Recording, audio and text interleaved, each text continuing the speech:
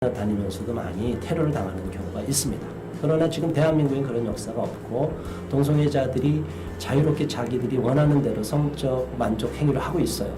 근데 가장 중요한 것은 동성애자들이 인권이란 문제로 자꾸 인권파리 장사꾼들과 결탁이 됐다고 저는 표현하고 싶어요. 인권을 자꾸 자기들이 정치적 목적으로 사용하는 거예요.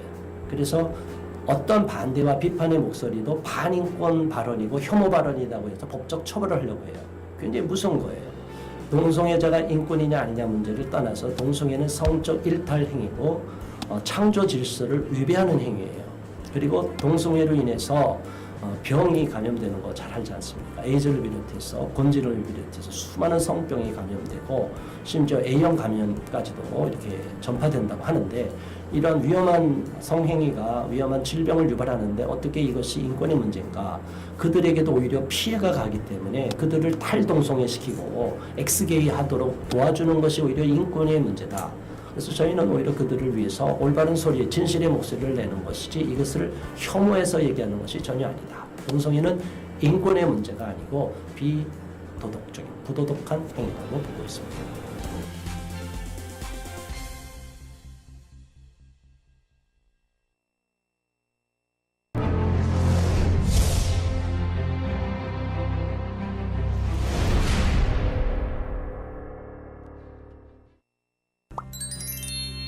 네, 그런 질문을 많이 받죠.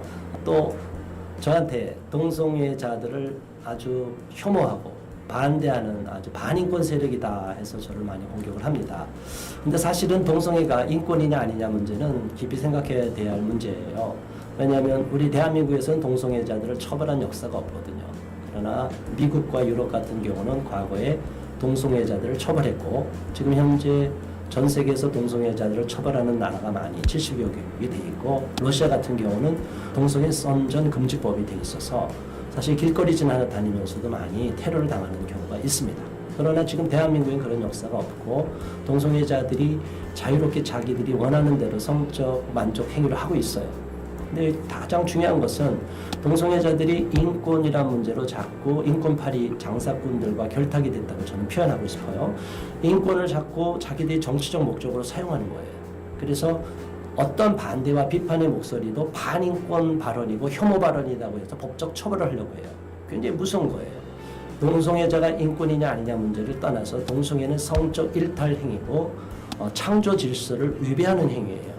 그리고 동성애로 인해서 병이 감염되는 거 잘 알지 않습니까? 에이즈를 비롯해서 곤지를 비롯해서 수많은 성병이 감염되고 심지어 A형 감염까지도 이렇게 전파된다고 하는데 이런 위험한 성행위가 위험한 질병을 유발하는데 어떻게 이것이 인권의 문제인가? 그들에게도 오히려 피해가 가기 때문에 그들을 탈동성애시키고 엑스게이 하도록 도와주는 것이 오히려 인권의 문제다. 그래서 저희는 오히려 그들을 위해서 올바른 소리, 진실의 목소리를 내는 것이지 이것을 혐오해서 얘기하는 것이 전혀 아니다. 동성애는 인권의 문제가 아니고 비도덕적인, 부도덕한 행위라고 보고 있습니다.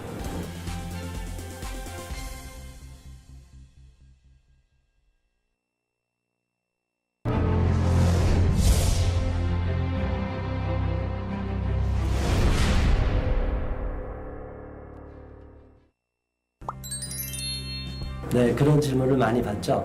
또 저한테 동성애자들을 아주 혐오하고 반대하는 아주 반인권 세력이다 해서 저를 많이 공격을 합니다. 근데 사실은 동성애가 인권이냐 아니냐 문제는 깊이 생각해야 돼야 할 문제예요. 왜냐하면 우리 대한민국에서는 동성애자들을 처벌한 역사가 없거든요.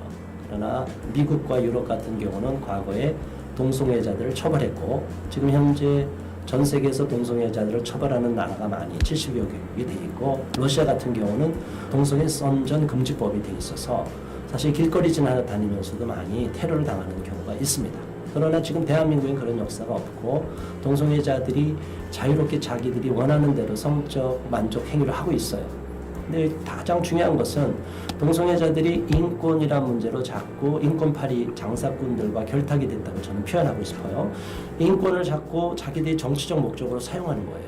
그래서 어떤 반대와 비판의 목소리도 반인권 발언이고 혐오 발언이라고 해서 법적 처벌을 하려고 해요.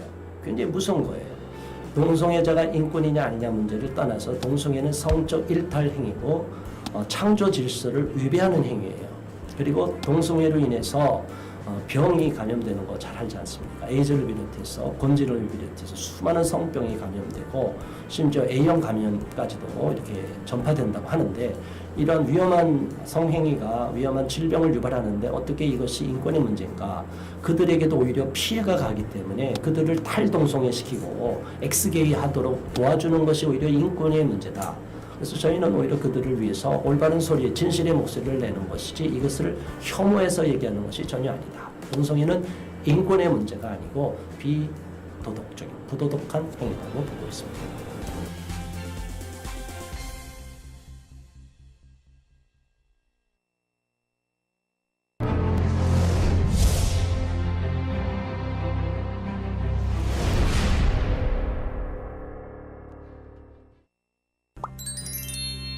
네, 그런 질문을 많이 받죠. 또 저한테 동성애자들을 아주 혐오하고 반대하는 아주 반인권 세력이다 해서 저를 많이 공격을 합니다. 근데 사실은 동성애가 인권이냐 아니냐 문제는 깊이 생각해야 돼야 할 문제예요. 왜냐하면 우리 대한민국에서는 동성애자들을 처벌한 역사가 없거든요. 그러나 미국과 유럽 같은 경우는 과거에 동성애자들을 처벌했고, 지금 현재 전 세계에서 동성애자들을 처벌하는 나라가 많이 70여 개국이 돼 있고, 러시아 같은 경우는 동성애 선전 금지법이 돼 있어서 사실 길거리 지나다니면서도 많이 테러를 당하는 경우가 있습니다. 그러나 지금 대한민국엔 그런 역사가 없고 동성애자들이 자유롭게 자기들이 원하는 대로 성적 만족 행위를 하고 있어요. 근데 가장 중요한 것은 동성애자들이 인권이란 문제로 자꾸 인권파리 장사꾼들과 결탁이 됐다고 저는 표현하고 싶어요. 인권을 자꾸 자기들이 정치적 목적으로 사용하는 거예요. 그래서 어떤 반대와 비판의 목소리도 반인권 발언이고 혐오 발언이라고 해서 법적 처벌을 하려고 해요. 굉장히 무서운 거예요. 동성애자가 인권이냐 아니냐 문제를 떠나서 동성애는 성적 일탈 행위고 창조 질서를 위배하는 행위예요. 그리고 동성애로 인해서 병이 감염되는 거 잘 알지 않습니까? 에이즈를 비롯해서 곤지를 비롯해서 수많은 성병이 감염되고 심지어 A형 감염까지도 이렇게 전파된다고 하는데, 이런 위험한 성행위가 위험한 질병을 유발하는데 어떻게 이것이 인권의 문제인가? 그들에게도 오히려 피해가 가기 때문에 그들을 탈동성애시키고 엑스게이 하도록 도와주는 것이 오히려 인권의 문제다. 그래서 저희는 오히려 그들을 위해서 올바른 소리, 진실의 목소리를 내는 것이지 이것을 혐오해서 얘기하는 것이 전혀 아니다. 동성애는 인권의 문제가 아니고 비도덕적인, 부도덕한 행위라고 보고 있습니다.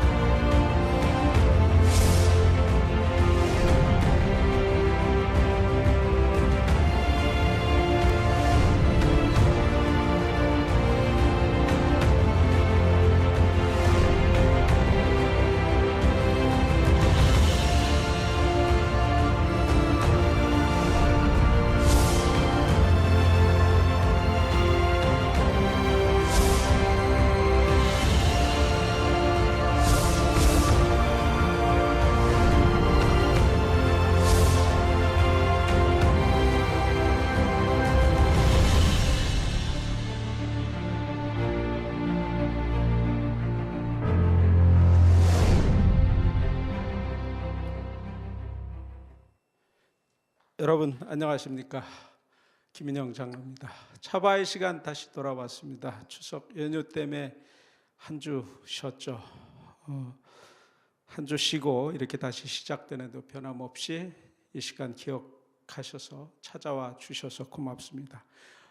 지난주 월요일 연휴가 끝났고 연휴 끝나는 자마자 화요일 날 국회에서 아주 중요한 세미나가 열렸습니다.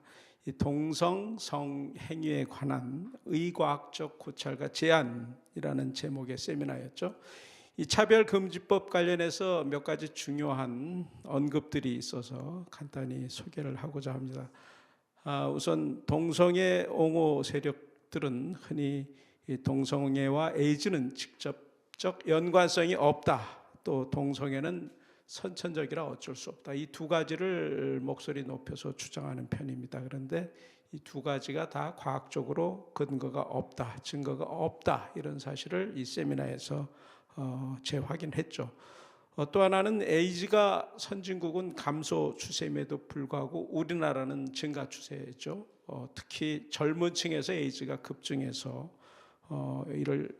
그런 상황인데도 불구하고 언론에서 이를 경고해 주는 그런 보도가 없다, 거의 없다. 오히려 최근에는 언론에서 차별금지법의 긍정적 측면만 보도하고 있어서 국민 보건문상 참 심각한 문제다, 이런 지적들이 나왔습니다. 특히 질병관리청에 대한 그 뼈아픈 지적이 있었는데요. 이 국민보건책임지는 주무부서인 질병관리청이 에이즈와 관련해서 책임을 다하지 못하고 있는 거 아닌가, 이런 주장들입니다. 이 선진국에서는 에이즈가 감소하는 추세임에도 불구하고 에이즈의 경각심을 충분히 줄 수 있도록 일기관 홈페이지, 질병관리청의 홈페이지가 아주 정교하게 만들어진다는 거죠. 에이즈에서 제일 문제되는 게 남성과 남성 간의 동성애가 제일 큰 문제인데, 에이즈의 가장 큰 비중을 차지하는 거 아닙니까? 이게 가장 큰 문제인데, 그래서 남성과 남성 간 동성애를 정확히 얼마나 비중을 차지하는지 정확히 알 수 있도록 그래프에 색깔을 넣어 표시하는 이런 홈페이지를 만드는데 반해서 우리나라 질병관리청에서는 그래프 처리를 전혀 안 한다는 것이죠. 그냥 통계 숫자만 이렇게 밝혀놓고 있어서 이제 아주 마음 먹고 열심히 분석하지 않으면 도대체 남성과 남성 간의 동성애가 얼마나 위험하고 얼마나 비중을 차지하고 있는지 이런 걸 알기 힘들게 만들어 놨다는 거죠. 그래서 일부러 그렇게 만든 거 아닌가, 이런 의혹까지 낳고 있을 정도고, 왜 그렇게 됐을까에 대해서 질병관리청이 동성애 옹호 세력의 그 다중적 압박을 피하기 위해서 그러는 게 아닌가 하는 이런 추정들이 강하게 나왔습니다. 실제로 동성애가 미국 정신과학협회에서 1970년대 질병 목록에서 빠진 것도 당시 동성애자들이 스토너 폭동 일으키고 미국 정신과 의사들을 집중적으로 협박해 그렇게 된 것이라고 전문가들은 언급을 하고 있죠. 이렇듯 동성애 옹호 세력은 정말 집요하고 조직적이고 포기하지 않는 특성을 보입니다. 그래서 올해 정기 국회가 또 우려가 되는데, 차별금지법이요. 그런 만큼 차바방송 시청하시는 여러분 한 분 한 분이 너무나 귀한 존재입니다. 이 차별금지법 관련 반대 서명 꼭 해주시고 주변에 널리 동참도 권해주시고 특히 지역구 의원들을 일깨워 주셔서 이번에 반드시 차별금지법 통과 이번에도 막아내기를 간절히 바라면서 방송을 시작합니다. 지난번에는 연대의대 민성길 교수님이 출연해 주셔서 이 젠더 개념이 출현한 역사적 배경에 대해서 상세히 설명해 주셨습니다. 이 섹스, 생물학적 성을 말하죠. 우리 태어날 때 하나님이 주신 남자와 여자, 이게 섹스로 표현을 하고, 젠더 하면은 이 타고난 성이 아니라 사회적으로 구성되는 성, 사회적 성이죠. 인위적으로 자기 정체성을 선택할 수 있는 성 개념을 젠더라고 하는데, 왜 이런 젠더 개념이 나왔나? 하나님의 창조 질서에 벗어나서 사람들이 자기 마음대로 하려고 하는 그런 경향성, 인본주의죠. 인본주의가 그 배경이라고 이렇게 설명하시면서 1950년대 젠더 개념이 등장하고 여러 가지 궤변적 이론과 사상이 연결이 되고 또 페미니즘 운동과 결합이 돼서 현실 정치에서 어떤 세력이 생기고 하는 이런 과정을 아주 소상히 설명을 해 주셨습니다. 하지만은 이 다 이런 모든 것이 하나님의 창조 질서에 반하는 것이고 인간이 성 호르몬 주사를 통해서 또 양육을 통해서 또 철학으로 아무리 성을 바꾸려 해도 남자는 남자, 여자는 여자라는 게 변함없는 의과학적, 생물학적 진실이다. 이런 사실을 재확인해 주셨죠. 이 차바 88의 강의 다시 한번 꼭 복습해 주셔서 유익함을 크게 얻으시길 권고해 드립니다. 오늘은 예고해 드린 대로 주요셉 목사님 모셨습니다. 정말 그 기독교 시민운동 현장에서 다방면으로 다각도에서 정말 헌신을 많이 하시는 목사님이시죠.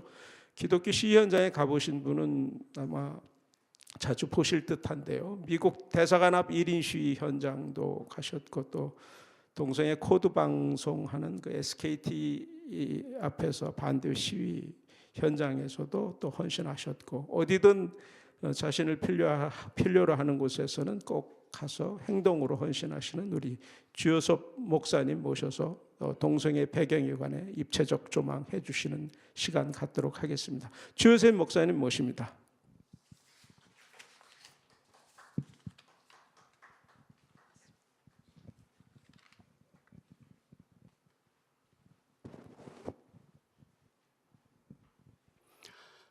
네, 반갑습니다. 주요셉입니다.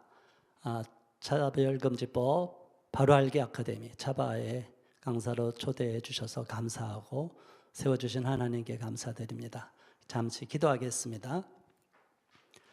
사랑이 많으신 아버지 하나님, 세상에 악이 관영하고 있고 정말 노아 홍수 시대와 같이 온갖 음란의 죄가 넘쳐나고 있는 이 시대를 살고 있습니다. 우리도 모르는 사이에 세상은 죄악이 넘치고 또 교회 내에서도 안일한 잠에 취해 있는 많은 성도들이 있음을 보게 됩니다. 하나님께서 이 차바를 통해서 우리들의 시대적인 위기를 각성케 하여 주시고 정말 한국교회가 위기에 처해 있고 전 세계가 동성애 쓰나미로 너무나 위험한 상황이 있다는 사실을 알고 경각심과 또한 하나님 앞에 간절히 기도할 수밖에 없음을 깨닫습니다. 하나님, 이 방송을 통해서 진실을 알게 해주시고 또 많은 헌신자들이 나오게 하시고 정말 아직까지 이 사실을 모르고 정말 안이함에 있었던 분들이 있다면 정말 하나님이 보시기에 꼭 필요한 자리로 부르심에 순종할 수 있도록 인도하여 주옵소서. 부족한 종을 세워주셨사오니 주님께서 이끌어 주옵소서. 예수님 이름으로 감사기도 드립니다. 아멘. 네, 오늘은 제가 조금 넓은 시각에서 동성애 반대 운동뿐이 아니라 달동성애 운동 그리고 우리 한국교회는 어떻게 이것을 대안으로 만들어 가야 되나 그리고 우리 국가적인 위기가 있는 것이 결혼을 안 하려고 하는 전 세계적인 흐름이 있습니다. 여기에는 페미니즘의 악영향이 있고 또 젠더의 악영향도 있고 젠더 페미니즘의 영향도 있는데 자 이런 부분들을 우리가 파편적으로만 보았었는데 이제 좀 종합적인 시각에서 이번 시간과 다음 시간에 어떻게 알고 또 다음엔 어떻게 대응해야 될지를 하나씩 살펴보도록 하겠습니다. 하나님께서 부족한 저를 세워주셔서 이 모양 저 모양으로 사용하게 하셨습니다. 제가 이렇게 동성애 반대운동 진영으로 들어오게 된 것은 2014년 말입니다. 그 이전에 저는 정치외교학을 공부했고 또 문학으로 열심히 또 공부해서 등단 시인, 소설가, 또 논술 강사 이렇게 글 쓰는 쪽에서 특별한 탤런트가 있어서 활동을 많이 해왔습니다. 그러다가 하나님께서 부름이 있으셔서 신학을 하게 됐고 또 일반 우리말로 하다가 또 영어로 하는 과정을 다시 마쳤습니다. 그러다가 상담 심리학 많은 분들 1만 명 이상을 심층 상담하고 또 상담 심리학도 공부하면서 정말 인간 내면이 얼마나 복잡하고 많은 사람들이 상처가 있구나. 그 상처 때문에 정상적인 삶을 살지 못하고 있구나. 이런 부분을 많이 깨닫고 그들을 돕는 일을 계속하고 있습니다. 그래서 제가 지금 하고 있는 사역의 영역은 목회, 결혼 사역, 또 상담, 치유 회복 사역, 글쓰기, 뭐 문학, 칼럼, 저술, 이제 조만간에 또 책이 제가 집필돼서 나올 건데요. 다음에 시민단체 활동, 그리고 동성애 반대 운동. 여기에도 동성애 반대 운동만 해도 엄청나게 많은 일이 있어요. SNS 활동을 페이스북, 트위터, 인스타그램을 비롯해서 수많은 SNS를 활동하고 또 성명서, 시민단체 기자회견이나 집회를 할 때 꼭 성명서가 필요하기 때문에 성명서를 또 작성하고 또 그 다음에 대형 집회, 1인 시위, 또 여러 시민단체가 처음에는 반동성애 기독시민연대 쪽으로만 시작했는데 그 이후로 또 영역이 넓어져서 더 많은 인권단체, 자유인권 실천 국민행동 이렇게 해서 그 외 시민단체도 새롭게 만들어서 활동하고 있습니다. 저는 늦게 결혼해서 하나님께서 정말 결혼이 얼마나 소중한 것인가를 깨닫게 해주셨어요. 41살에 결혼했는데 지금 22년 차가 됐습니다. 그래서 제가 극동방송과 2003년도부터 공동 주체로 결혼 사역을 했다가 CTS와도 2005년부터 하다가 그 이후로 계속적으로 이런 일을 해왔는데 전국으로 다니면서 제가 이제 결혼 세미나 이런 부분을 갖고 초청 강의도 가고 또 개별적으로도 따로 모아서 초혼자 또는 어쩔 수 없이 사별 이혼한 분들을 돕는 사역도 쭉 해왔고 꾸준히 사역을 해왔는데 안타까운 것은 한국 교회에서 아직 이러한 부분에 대한 정확한 이해가 잘 없어서 안타깝게도 다음 세대 문제가 심각하고 이 문제를 우리가 해결하지 않으면 한국 교회는 위기가 올 것이다. 이것을 저는 벌써 오래전부터 자각하고 이것을 막지 않으면 한국 교회는 미국과 서유럽 교회처럼 고령화되고 문을 닫을 수밖에 없다. 그리고 전 세계가 이런 동성애 쓰나미도 밀려오지만 결혼하지 않으려고 하는 전통 결혼 제도를 파괴하는 성경적 결혼 제도를 파괴하는 이런 문제가 나오기 때문에 우리 기독교가 좀 대안을 찾아야 되는데 안타깝게도 우리 목사님들이 여기에 대한 관심이 없었어요. 그리고 교회 청년들이 점점 침체돼 가고 있는 이런 안타까운 상황이 있습니다. 자, 그동안 제가 좀 책을 몇 권 썼고 앞으로도 좀 계속 집필할 계획이 있고요. 요거를 간단히 먼저 우리가 알아야만이 동성애 문제만 볼 때는 한 부분만 보이지만 한국 교회 전체 위기를 볼 때는 우리 교회 청년들이 많이 어려움을 겪고 있다. 그래서 대형 교회든 소형 교회든 또 작은 교회에 출석하는 청년들이 헌신했다가 결혼이 안 될 경우에는 대형 교회로 수평 이동이 됩니다. 그래서 큰 교회로 가는데 또 큰 교회에서 결혼 문제를 잘 해결할 수 있으면 좋은데 지금 현재 대형 교회 다니는 청년들도 여전히 결혼 문제가 해결이 안 되고 있는 문제가 심각합니다. 저는 이 부분을 많은 실체를 알고 상담도 하고 실제로 돕는 일을 하고 있는데 가장 중요한 것은 교회마다 폐쇄돼서 연합운동으로 가야 되는데 개교회로 이것을 풀려고 하니까 잘 안 풀어져서 각 교회마다 손을 대고 싶어도 잘못되고 또 손을 댔다가도 결과가 안 좋으니까 실망해서 다시 이 사역을 하지 못하는 경우가 있어요. 저는 이 부분을 한국교회를 섬기는 마음, 다음 세대를 세우는 마음으로 모든 노하우를 갖고 있기 때문에 공유하고 나눠드릴 계획을 갖고 있습니다.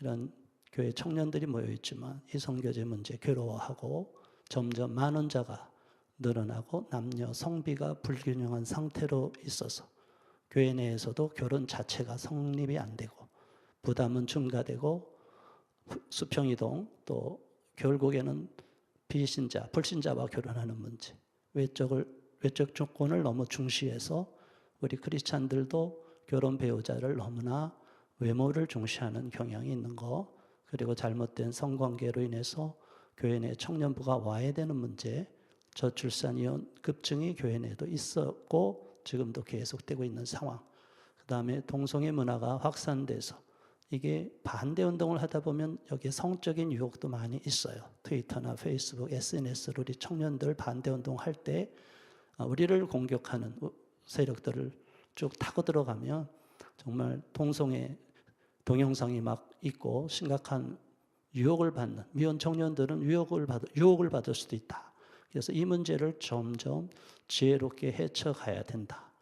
그래서 우리 한국 교회가 가정의 해체, 가정이 점점 결혼도 안 되는 문제, 교회 내 이런 위기 가정을 위한 돕는 일이 안 되고 있는 상황, 이를 위해서 제가 계속 사역적인 마인드로 그냥 결혼이라면 단지 결혼정보회사에서 매칭하는 짝만 구해달라고 그러는데 그런 상태로서는 근본적인 해결이 안 돼서 4단계, 5단계 과정을 갖고 체계 있게 하고 있는데 이런 부분이 아직까지 한국교회에도 제대로 전달이 잘 안 되고 있는 상황입니다.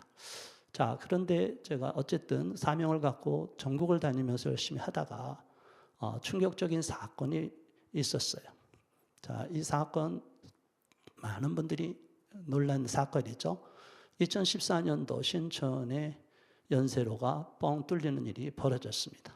저는 이미 성경적 결혼에 위배되고 전통의 결혼에 위배되는 일을 쭉 살펴봤기 때문에 결혼의 일탈된 모습을 전 세계적인 뉴스는 항상 검색하고 있었고 우리 대한민국에서도 2000년도부터 퀴어 축제가 조그만 규모로 청계천뿐이 아니라 우리가 잘 아는 이태원, 청년 젊은이들이 많이 있는 대학가 이런 데서 많이 돌고 있다는 건 알고 있었는데 이제 2014년을 기점으로 15회 퀴어 축제가 외국에서는 게이 프라이드라고 그러죠. 이 퀴어 축제가 그대로 진행이 되면서 여기에서 심각한 충격을 받고 제가 이제는 가만히 있을 수 없다는 위기의식을 느꼈습니다. 왜냐하면 저는 다음 세대를 살리려는 마음으로 좀 긴 프로젝트를 갖고 있었어요. 그래서 나름대로 청년들을 잘 섬기고 한국교회를 깨우고 저들을 섬기다 보면 한국교회가 점점 위축돼 가고 있지만 뭔가 돌파구가 있을 거다. 그런데 현재 대학교 캠퍼스 내에 대학교 선교단체들도 위축되고 있고 전체적으로 침체돼 가고 있는 이런 흐름의 배경은 바로 이런 부분이 있기 때문이에요. 아무리 우리가 노력을 해도 세상의 문화와 흐름이 이렇게 가고 있으니까 이 흐름 속에서 우리가 아무리 중심을 잡고 기도한다고 하더라도 이 악의 물결이 너무나 강하니까 이걸 막아내기가 개인으로서는 너무 힘들고 그래서 이거는 도저히 안 되겠다. 저도 이제는 이 동성애 반대운동 진영에 뛰어들자 해서 2014년 말부터 제가 본격적으로 이 진영으로 넘어오게 됩니다. 자, 그런데 제가 쭉 해오면서 우리 진영 반대운동 진영에도 탈동성애 엑스게이 무브먼트와 엔티 호모섹슈얼 무브먼트, 엔티 LGBT 무브먼트, 반동성애 운동이 가장 중심축인데 그 중에서 반동성애 운동이 가장 강하죠. 그런데 탈동성애 운동도 굉장히 중요해요. 그러나 어느 한 가지만 갖고 이 방식이 전체다 하면 우리가 오판에 빠지고 싶고 상황을 놓칠 수가 있어요. 전투에서는 이기는데 전쟁이 일어날 때 우리가 심각한 전략적 미스를 할 수 있다는 것이죠. 그래서 저는 이것을 쭉 현장에서 싸우면서 꾸준히 연구하면서 살펴본 내용에 의하니까 한국교회가 거룩해지고 갱신돼야 되고 좀 더 이 부분에 관심을 가져야 되는 건 당연하고요. 더 나아가서 우리 교회 내에 건강한 결혼, 출산 문제가 계속 확산돼야 되고 우리 비혼 청년들이 건강하게 교회 내에서 잘 결혼할 수 있도록 돕는 일에 관심을 가져야 되고 더 나아가서 저들이 빠져있는 분들을 탈동성애 하도록 엑스게이 하도록 돕는 탈동성애 운동 그리고 반동성애 운동이 하나로 묶여져서 전체적인 이 전략적인 그림을 그려야 된다. 저는 이렇게 보고 오래전부터 이 문제를 제가 주장해 왔습니다.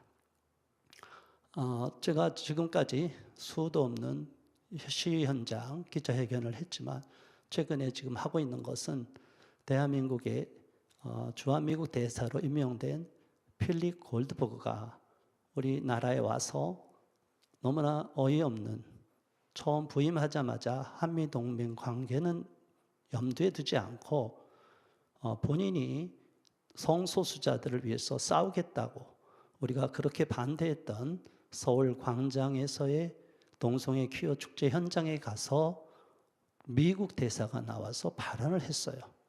그동안 외국인 대사, 작은 국가의 대사들은 그렇게 해왔지만 미국 대사가 이렇게 공개적인 자리에서 자신의 의사를 표명하고 반대하는 국민들을 적으로 돌려놓고 싸우겠다라고까지 말하는 것은 너무나 어이가 없는 얘기였어요. 이것은 미국 대사로서의 자격이 상실됐다 보기 때문에 이 부분을 중시 여겨서 기자회견 집회를 했고 또 1인 시위도 하고 또 우리가 영어 성명서를 영어 전문가들한테 맡겨서 영어 성명으로 바꿔서 미국의 백악관 또 국무부 그리고 주한미국 대사관 그리고 골드버그의 트위터나 페이스북에 계속 올려서 강하게 압박을 했어요. 지금도 하고 있는 상황입니다. 우리는 골드버그 대사가 이러한 정말 전통적으로 한미동맹 관계를 깨지 않는 그러한 외교관의 역할을 하기를 원하는데 성소수자들을 위해서만 싸우겠다고 해서 오히려 갈등을 부추기는 역할을 하기 때문에 주한미국 대사로서 자격이 상실이다. 그래서 조속히 본국으로 송환되도록 계속 압력을 넣고 있습니다. 그리고 SK 스퀘어 콘텐츠 웨이브라는 OTT 서비스가 지금 온라인 상에서 많이 지금 청년들한테, 청소년들한테 악영향을 주고 있는데 여기 방송 3사와 SKT가 합작으로 만든 콘텐츠 웨이브가 있어요. 여기에 정말 이것도 심각한 상황이죠. 리얼리티 예능이라는 형식을 취하고 동성애를 전면에 내세웠기 때문에 여기가 뚫리면 또 방송계에도 이게 공중파도 탈 위험성이 있기 때문에 제가 계속 반대하고 1인 시위도 하고 있는 상황이고요.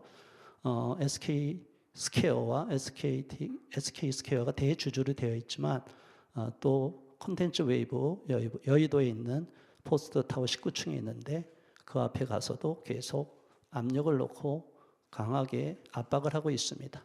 이 부분은 정말 중요하기 때문에 계속적으로 많은 우리 교회 성도들이나 국민들이 여기에 동참해 주시고 같이 싸워 주시기를 부탁을 드리겠습니다. 자, 그러면 우리 현재 대한민국을 위협하는 적들이 얼마나 많은지 제가 이런 다이어그램을 여러 가지를 만들었는데요.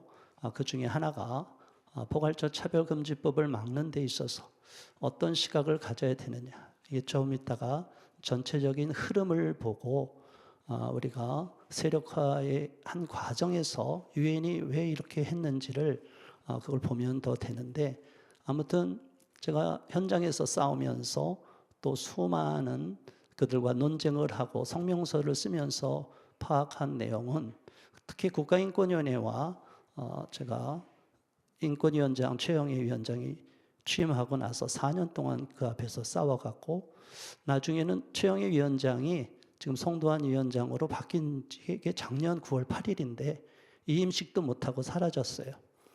이렇게 1인 시위는 힘이 없는 것 같지만 강합니다. 그 사람을 하나님이 쓰러뜨리기도 하시고 또 하나님이 상황을 바꾸기도 하시고 그래서 저는 하나님께 기도하면서 일을 계속하고 우리 한국교회를 지키는 데 최선을 다하고 있습니다. 사실은 이 정도 이렇게 다이어그램을 만들기까지가 이게 쉽지 않았어요. 이게 하나하나를 부분적으로 볼 때는 굉장히 다 어려운 주제들인데 결국에는 유엔을 통해서 UPR이라는 오른쪽에 있죠. 유엔 정례 인권 보고라고 있습니다. Universal Periodic Review라고 몇 년 주기로 정례 인권 보고를 각 나라가 하는데 이 정례 인권 보고의 형식이 참 재밌어요. 이 나라 저 나라를 다 묶어갖고 서로 질문을 하게 해요. 그러니까 인권 선진국이든 후진국이든 질문을 하고 그 질문에 답변을 하도록 만들었어요. 두세 개 나라에. 참 이런 형식을 보면 저 후진국도 인권 후진국도 인권 선진국에게다 다 질문하면 답변을 해야 되는 형식. 이게 무슨 민주적인 형식이라고 보지만 이거는 엄밀하게 인권의 기준으로 볼 때는 뭔가 잘못됐는데 그거를 자기들은 정리인권 보고라고 해서 계속 받고 지금까지는 좌파 시민단체들, 동성애 진영들만 LGBT 진영들만 쭉 하다가 몇 년 전에 UPR 회의 마지막 회의에 저희 현장이 우리 5개 시민단체 중에 하나로서 제가 참여를 해봤습니다. 우리도 강력하게 항의를 했죠. 왜 이것을 공정하게 다루지 않느냐. 그런데 가서 봐도 그냥 질문만 하는 것이지 거기에 문제점을 지적하는 그런 자리가 아니에요. 그래서 너무나 기울어져 있는 운동장, 너무나 형편없이 편향된 인권이 우리나라를 지배하고 심지어 언론사들도 여기에 다 종속되어 있다. 그리고 2011년도에 인권보도준칙으로 국가인권위원회와 한국기자협회가 여기에 대해서 협약을 맺었기 때문에 언론도 기울어진 운동장에서 마음 놓고 글을 써도 안 되고 글을 써도 데스크에서 걸러지는 문제가 있어요. 그래서 제가 싸울 때 가장 국가인권위원회가 우리들에게 항상 이렇게 핑계를 대는 게 뭐냐면 유엔의 인권이사의 문제다. 유엔의 자유권 규약의 문제다. 또 유엔 인종차별철폐위원회에서 이렇게 권고한다. 유엔의 여성차별철폐위원회에서 권고한다. 뭐 이런 이야기를 갖고 마치 유엔이 과거에 조선 총독부처럼 유엔의 종속기관인 것처럼 대한민국에 와서 대한민국의 헌법기관은 아니지만 독립기관이지만 대한민국 국민의 세금으로 운영되는 국가인권위원회가 유엔의 앞잡이 노릇을 하고 있다.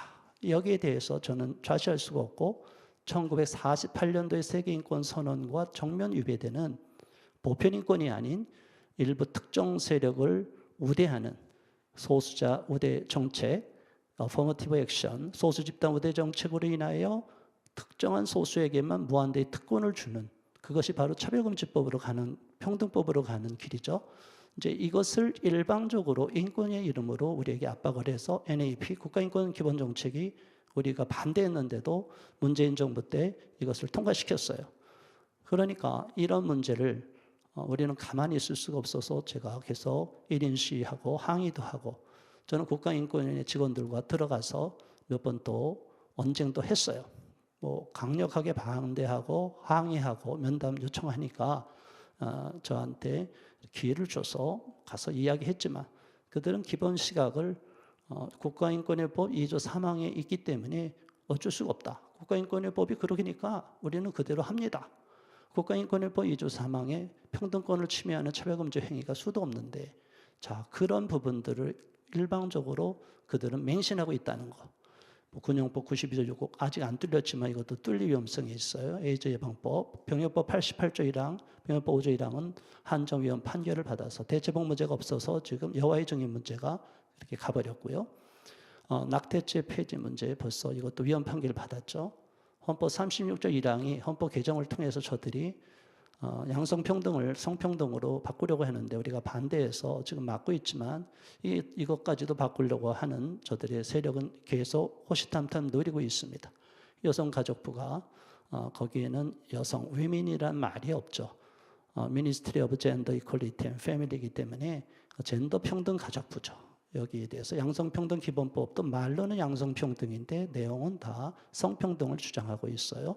이것은 1995년도에 제4차 베이징 세계여성대회 때 확정된 GM 정책을 펴는 데 앞잡이 노릇을 하고 있는 것이죠. 그래서 난민 차별금지법의 내용에 보면 우리가 크게 보면 젠더 문제 그리고 성적 지향의 문제가 있지만 또 하나의 축이 다문화주의가 있어요. 자, 이런 부분이 유럽에서는 심각하게 대두되고 있는 상황인데 아무튼 우리나라도 여기 위험해서 난민법이나 유엔이주 협정이나 국적법 이걸 막 개정해서 외국인들에게 무한대 특혜를 주려고 하는 거 이것도 잘못되기 때문에 막고 있습니다. 인권조례는 말할 것도 없이 저들은 위에 상위법을 못 바꾸니까 조례를 다 바꾸려고 그래서 지방자치조례, 학생인권조례 수 없는 조례로 우리 학생들이나 국민들을 올가매려고 하고 편향된 인권으로 몰아가고 있습니다. 자, 이런 흐름 속에서 지금까지 7차례 2007년도 이후로 차별금지법이 발의가 됐지만 많은 국민들이 반대해서 철회가 되고 이제 흐지부지 됐다가 2020년에 장애은이 차별금지법 10명 앞에서 발의를 했어요. 그 다음에 작년에는 3건을 동시에 이상민 의원, 박주민 의원, 권인숙 의원이 대표 발의를 해서 이 평등법과 차별금지법 같은 이름으로 같은 내용을 있는 것을 이름만 바꿔서 4건을 현재 21대 국회에 발의되어 있는 상태예요. 자, 그래서 이 내용을 우리가 모르면 도대체 우리가 어느 특정 정당을 비판하고 하는 게 아니라 이걸 발의한 사람들의 내용 몇 면을 보니까 대부분 정의당 그리고 우리가 잘 아는 더불어민주당이 압도적으로 여기에 발의하고 있어요. 이 의원들 저 1인 한 개의 법안에만 발의된 게 아니라 여러 개 법안 발의된 자를 제가 이렇게 뽑아놨는데 권인숙 의원은 4개 법안 다 발의돼 이름이 올라가 있어요. 그리고 이동주 의원, 용해인 의원, 박주민 의원, 송갑수 의원 이렇게 쭉 3개 법안 이상에 올라간 분도 많고. 자, 여러분 어떻게 해야 되겠습니까? 우리는 민주사회이기 때문에 그들을 개인적으로 어떻게 할 수가 없어요. 그러니까 민주사회는 대민주주의에서는 투표를 통해서 우리 국민의 의사를 반영할 수 있기 때문에 이분들에 대해서 정말 차별금지법이 통과되면 안 된다고 우리가 목소리를 높이는데도 저분들이 끝까지 자기 입장을 고수할 경우는 우리는 강력하게 반대하고 저분들이 다음 선거에서 당선되지 못하도록 막을 수밖에 없습니다. 이것이 우리 교회를 지키고 한국 교회를 지키는 첩경이고 지름길이고 이거 외에는 방법이 없기 때문에 저들이 잘못된 방향으로 악법에 동조하고 정말 국민들을 탄압하는 전체주의 독재법을 만들지 못하도록 압력을 넣어야 될 줄로 믿습니다.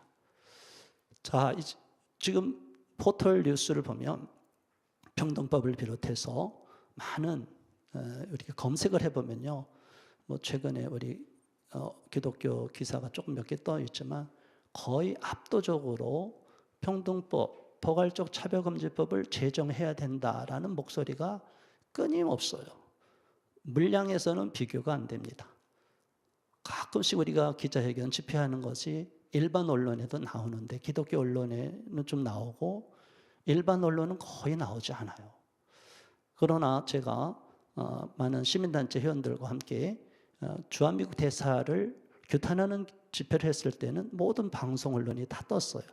모든 메이저 방송, 언론, 지금 종합 방송, 편성 채널까지 다 떠갖고 많이 보도가 됐어요. 그러나 그렇게 이슈를 잡기가 굉장히 어렵다. 우리나라에서도 상당히 기울어진 언론에 우리가 맞서야 되는 상황이다. 이런 안타까운 상황, 평등법 검색해도 이런 내용이 많고요. 차별금지법을 우리가 검색해도 저들을 일방적으로 두둔하고 지지하는 언론이 우리 편을 안 들어준다. 그렇다고 우리가 너무 낙심하고 좌절할 필요는 없습니다. 우리는 우리대로 끝까지 목소리를 내고 반대하는 목소리를 내고 국민들과 함께 대응하면 저 언론도 우리들의 목소리를 아예 무시할 수가 없습니다. 그래서 저는 심지어 좌파 언론이라고 하고 또 동성애를 옹호하는 언론이라 하더라도 인터뷰를 요청하면 제가 인터뷰에 응합니다. 그래서 우리의 목소리를 공정하게 내달라. 그쪽 목소리도 내지만 우리 목소리도 내달라 해서 저는 일반 언론에도 많이 보도를 되고 있는 상황입니다. 그래서 우리는 어떻게 하든지 뱀처럼 지혜롭게 싸워나가야지 무조건 우리만 거룩해지고 교회에서 기도만 한다고 이게 막아지느냐. 이 동성애 운동은 그렇게 만만한 게 아니에요. 이게 너무나 마지막 시대에 온수 마귀 사탄이 전 세계를 파멸시키기 위한 거대한 프로젝트를 갖고 있기 때문에 이 싸움이 만만하다고 보면 절대로 안 되고요. 저 같은 경우도 국가인권위원회 앞에 가서 4년 1인 시위를 처음 시작할 때 제가 허리를 이렇게 끊어지는 것 같은 고통으로 한 열흘 동안 거의 일어나지도 못할, 서 있지도 못할 정도가 됐음에도 끝까지 제가 기도하면서 버티고 그래서 4년의 그런 투쟁을 계속 이어갔습니다. 이 마귀의 공격, 영적인 공격도 대단히 심합니다. 끊임없이 밀려오는 LGBT 플러스죠. AI, Q를 비롯해서 수없는 젠더. 어떤 경우는 70개, 영국에선 70개도 넘고 또 100개가 이상 만들어질 수도 있어요. 이거는 계속 분화되고 늘어나는 거니까. 자, 이렇게 끝없이 만드는 사회적 성이 정상이라고 보는 이 거대한 성적 타락하는 세상의 물결 속에서 우리가 어떻게 이것을 싸워나갈 것이냐. 이제 좀 종합적인 시각을 가질 필요가 있지 않느냐. 그러기 위해서 우리가 먼저 이런 세력화 흐름을 한번 꿰뚫어 봐야 된다고 봅니다. 자, 이런 세력화 흐름을 이렇게 보지만 이거를 또 인권의 문제로 보면 또 다른 이렇게 다이어그램을 만들 수 있고 또 다른 시각에서는 이런 흐름을 여러 가지 각도에서 만들 수가 있어요. 젠더 하면 또 젠더만 갖고도 이 차별을 통해서 많이 강의가 나갔죠. 이런 흐름이 나올 수 있어요. 근데 저는 좀 거시적인 시각에서 저들과의 싸움의 전면전에서 전투도 하지만 저는 전략을 짜는 또 전략가의 입장에서 전체를 보는 전쟁, 동성애 진영과의 LGBT 진영과의 전쟁을 나름대로 파악하고 프레임에 갇히지 않도록 항상 염두에 두면서 싸우는 입장에서 이 흐름을 꿰뚫지 않고 그냥 그 속에 함몰돼 버리면 저들의 먹이가 될 수 있기 때문에 저는 이런 흐름을 기본적으로 우리 모두가 알고 있어야 된다고 보기 때문에 오늘 여러분에게 소개하는 것입니다. 동성애가 이렇게 쭉 흘러가는 흐름을 하나씩 살펴보겠습니다. 이미 동성애에는 우리나라는 법적 처벌한 역사가 없지만 미국과 서유럽은 소도미법이라고 그래서 사람의 음경과 질 외의 기관을 사용한 성관계, 그 외에는 뭐 수간을 비롯해서 동성애를 비롯해서 수없는 성적 일탈 행위가 있잖아요. 이제 이런 부분에 대해서 법으로 처벌하겠다. 사실 이게 굉장히 좋은 것 같지만 나중에는 오히려 차별금지법을 통과시키는 계기가 되기 때문에 저희는 이렇게 강한 대응을 해서는 안 된다고 보는 입장이에요. 그런데도 한 2003년도에 최근에 21세기에 들어와서도 러시아에서 동성애 선정금지법이 통과가 되고 나니까 우리나라도 그렇게 하면 좋지 않겠냐고 하는 일부 사람들이 주장을 했지만 저는 절대로 반대했었어요. 왜냐하면 그것은 차별금지법과 평등법을 통과시키고 저들에게 명분을 주는 거기 때문에 결코 그러한 전략으로 가면 안 된다. 전투에는 이겨놓고 전쟁에서 져버리면 안 되잖아요. 그런 부분을 우리가 유념해야 되고 6.25 전쟁 때도 전면전이 벌어질 때 춘천만 그 강원도 지역만 막아서 서울을 다 막고 우리 대한민국을 지켜낼 수 있었느냐? 안 그렇습니다. 며칠만 막을 수 있는 거지 전쟁에 전면전이 벌어지면 그런 부분적으로 전투에서만 이겨서는 안 된다. 전체 전쟁의 판세가 바뀌고 우리를 위험에 빠뜨리는 전략은 피해야 된다고 보는 입장이에요. 그래서 미국에서도 2003년도 텍사스주에서 연방대법원 위헌 판결, 그리고 영국에서도 16세기 헨리 8세 이후로 교수형에 처했다가 19세기 징역형으로 완화됐다가 잉글랜드와 웨일스에서 1967년도에 이런 법적 처벌이 폐지되고 나서 영연방은 다 이렇게 폐지됐고요. 프랑스는 소도미법이 폐지되고. 자, 이제 프랑스형 대혁명으로 가장 중요한 것은 저기에서 기독교 국가에서 강하게 저 법이 작동이 됐는데 그 국가들도 다 힘을 잃어가고 있다. 기독교의 근본 복음의 정신을 잃어가고 있기 때문에 점점 의미가 없어진다. 두 번째는 그런 처벌하고 있다가 우리가 두 번째 염두에 둘 것은 68 혁명이죠. 68 운동이죠. 프랑스의 68 학생 운동 해갖고 확장된 거죠.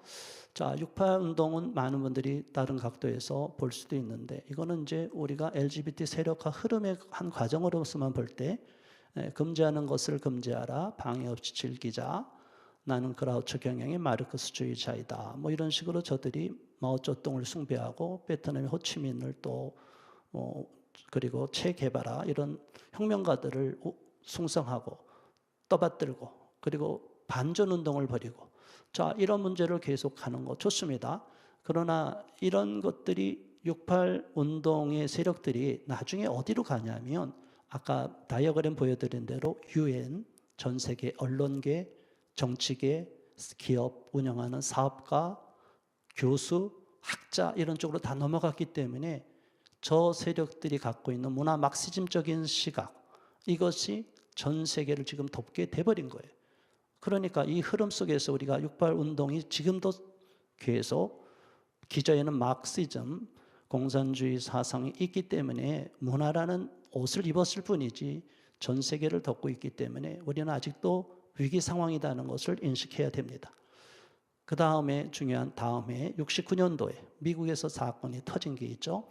스톤월 라이엇, 스톤월 인이라는 그리니치 빌리지에 게이바가 있었어요. LGBT들이 거기서 술을 마시고 서로 접촉하는 것이 있는데 어쨌든 이런 음지에서 있다 보니까 불법적인 요소가 있다 보니까 경찰들이 그것을 악용해서 또 마피아랑 연결되고 있으니까 저쪽에서 급습해갖고 또는 찾아가서 돈을 뜯어가고 만행을 많이 저질렀어요.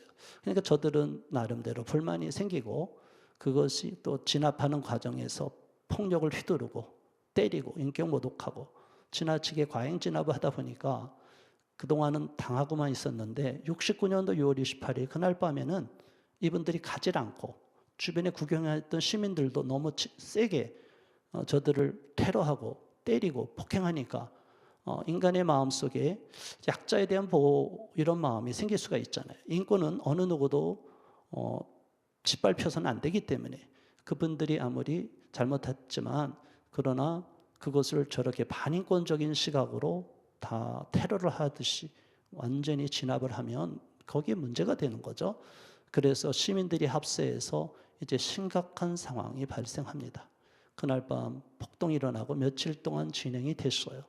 자, 그래서 이 그리니치 빌리지의 스톤월 인 항쟁이 계속 번지고 단계적으로 확장이 돼서 저들을 약자를 점점 도와야 되겠다는 옹호적인 시각이 생기게 되고 그리하여 우리나라에는 퀴어 퍼레이드라는 형식으로 들어왔어요. 그러나 다음에 70년도부터 게이 프라이드 그리고 행진하는 것을 게이 프라이드 퍼레이드라고 해서 시카고, 로스앤젤레스, 뉴욕을 비롯해서 미국 전역으로 이것이 번져나가고 전 세계로 확장이 돼간 거예요.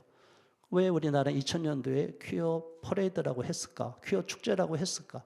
원래 퀴어라는 말은 기괴하다, 조금 특이하다 해서 잘 안 쓰고 일반적으로는 저들이 꺼리는 용어인데 우리나라에는 왜 그런지 몰라도 의도적이었는지 아니면 그런 배경을 잘 이해를 없었는지 퀴어 문화 축제라는 형식으로 저들이 시작을 했어요.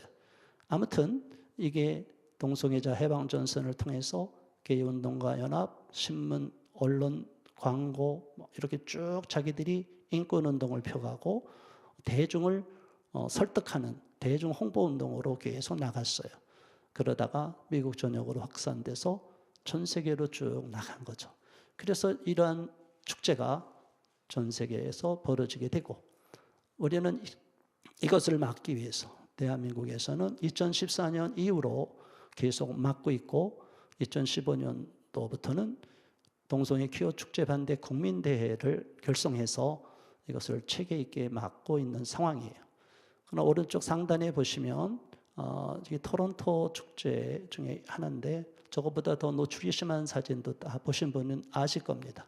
그냥 성기를 다 노출하고 이렇게 행진하는데 그렇게만 그 장면만 있는 게 아니라 아이들도 가고 행진대도 가고 춤추는 사람들도 가는 사이에 저렇게 갑자기 나체의 행진을 쫙 해버리면 아이들이나 어른들이나 갑자기 문화적인 쇼크를 받게 돼요. 저들은 이거를 통해서 대중의 기존 틀을 깨부수는 역할을 하고 또 대중들에게 겁박하고 위협을 주는 거예요. 그리고 저렇게 많은 사람들이 우리와 함께 하는데 감히 우리한테 대적해? 이런 식으로 위협을 하게 되는 거예요. 그래서 우리는 이 운동을 그대로 방치해서는 안 된다. 그래서 우리나라에서도 이런 퀴어 축제가 형식으로 행진하는데 이를 가장 전면에서 반대하는 국민들이 다 반대하는 분도 많지만 이거를 앞장서서 반대하는 게 우리 기독교이기 때문에 우리 개신교이기 때문에 저들은 기독교를 아예 노골적으로 모독하는 경우가 있고 남미 브라질의 게이 프라이드에서는 십자가에 레즈비언을 또 트랜스젠더를 그냥 십자가에 못 박히게 하고 아주 음란한 퍼포먼스에서 신성 모독하는 그런 것도 있어요. 자, 그 다음으로 우리가 중요하게 일반적으로 우리 진영에서 아직 잘 이 부분을 모르고 있는 부분들이 있는데 앤드루 마이클 설리반이라는 사람이 있어요. 자, 여러분 트로이 목마라는 거를 아실 겁니다. 호머의 일리아드 오디세이라는 작품에 나오는 거다 해서 BC 13세기 그리스와 트로이, 지금으로 보면 터키죠. 터키의 유럽과 맞닿은 해안가에 있는 그 트로이 성을 함락하는 문제에서 전쟁이 일어난 거죠. 이게 하나의 신화였다라고 생각했지만 이제 나중에 유적지가 많이 발굴이 돼서 이게 역사적인 사실이었다라고 지금은 어느 정도 통설이 되어 있었고요. 오른쪽 하단은 영화화 됐을 때 영화에 나온 거고, 왼쪽은 트로이 유적지에 있는 그러한 트로이 목마를 상징으로 만들어 놨다고 그러는데, 뭐 가보신 분들은 별로 볼품이 없다고 해요. 그러나 아무튼 이게 문제가 뭐냐면 위장되고 들어온다는 거예요. 이 앤드루 설리반이라는 사람은 자기 자칭 공화당원이에요. 그리고 캐톨릭 신자예요. 그런데 자기는 보수라고 하면서 영국계 미국인 작가였고 편집자고 블로거였고 정치평론가고 대단히 스마트하고 똑똑한 사람이에요. 제가 저 사람의 글 칼럼 원문과 번역본 다 봤는데 번역이 제대로 된 게 없어서 저희가 번역을 의뢰해서 번역본까지 봤어요. 제가 원문도 보고 상당히 글을 잘 써요. 저 사람의 글 내용이 나중에 2015년도 미국의 대법원 판결에 그대로 들어갈 정도로 상당히 명문입니다. 아무튼 이 사람은 자기는 리퍼블리칸, 공화당원이다가 하면서 게이라고 하니까 이게 헷갈려 버리는 거예요. 보통 민주당, 미국에서도 민주당을 지지하는 사람들이 그런 낙태 문제도 지지하고 여성권, 여성 페미니즘도 지지하고 이 동성애 LGBT들도 적극 지지하는 입장이고 이민도 무조건 받아들이자는 입장인데, 이 사람은 공화당원이면서 게이라고 하고 공화당의 정책을 상당 부분 지지하고 찬성하는 글도 쓰고 하니까 사람들이 헷갈려 버렸어요. 그런데 이 사람이 트로이 목마 전략을 썼는데, 그 스톤월 라이어츠가 생긴 지, 스톤월 폭동이 일어난 지 20년 후에 이러한 놀라운 전략을 펴니다. 같은 전략을 편 거예요. 이게 무슨 얘기냐면, 우리가 동성애와의 전쟁을 안티 호모섹슈얼 무브먼트만 보면 안 된다고 제가 말씀드렸죠. 반동성애 운동으로만 보면 이 흐름을 전체를 놓치는데, 이것은 결혼 전쟁이에요. 동성애와의 싸움은 우리가 이걸 막는 방법은 거룩한 방파제, 국민적 방파제로 막아야 되는데, 그것은 우리의 전통, 역사적인 결혼, 성경적인 결혼을 전제로 할 때 막아낼 수가 있어요. 이들은 그동안 자기들은 모든 것을 페미니즘에서는 전통 가부장 체제를 무너뜨리라고 말하잖아요. 그래서 기존 체제를 다 무너뜨리는 거예요. 그런데 이 사람은 기존 체제를 무너뜨리는 게 아니라 기존 체제로 들어와서 우리가 그 기존에 있었던 역사적인 아름다운 결혼, 전통 결혼을 우리가 같이 공유하고 누리자. 자, 이런 전략을 폈어요.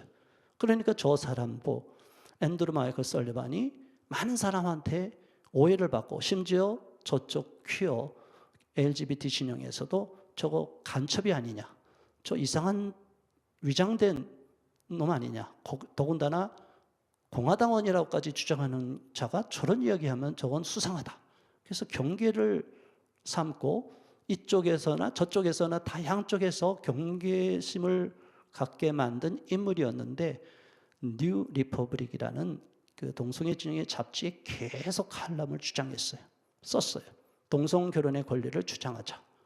같은 전략을 펴자. 우리도 사랑은 동등하고 사회적 책임이고 전통을 존중하고 일부일체제로 진입하자.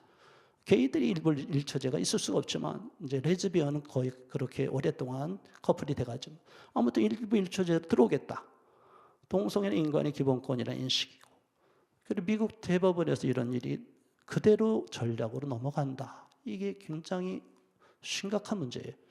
자, 연방대법원 동성결혼 판결문의 마지막 단락으로 언론에도 보도된 내용 잠깐 보겠습니다. 결혼보다 심오한 결합은 없다. 빨간 것만 읽겠습니다. 이 남성들과 여성들이 결혼이란 제도를 존중하지 않는다고 말하는 것은 그들을 오해하는 것이다. 그들은 결혼을 존중하기 때문에 스스로 결혼에 성취감을 이루고 싶을 정도로 결혼을 깊이 존중하기 때문에 청원하는 것이다. 그들은 법 앞에서 동등한 존엄을 요청하였다. 연방헌법은 그들에게 그럴 권리를 부여한다. 연방 제6 항소법원의 판결을 파기한다. 자, 이렇게 앤서니 케네디 대법관이 이렇게 읽어버렸어요. 자, 이런 부분들을 제가 대법관 아까 나온 것 좀 이따가 나오는데, 자, 이런 부분들을 이렇게 결혼이란 문제를 전면에 내세워서 전통 결혼을 우리도 요구하고 그들을 주장하는 것을 배제하면 안 된다. 이 논리는 논리적으로 기가 막힌 거예요.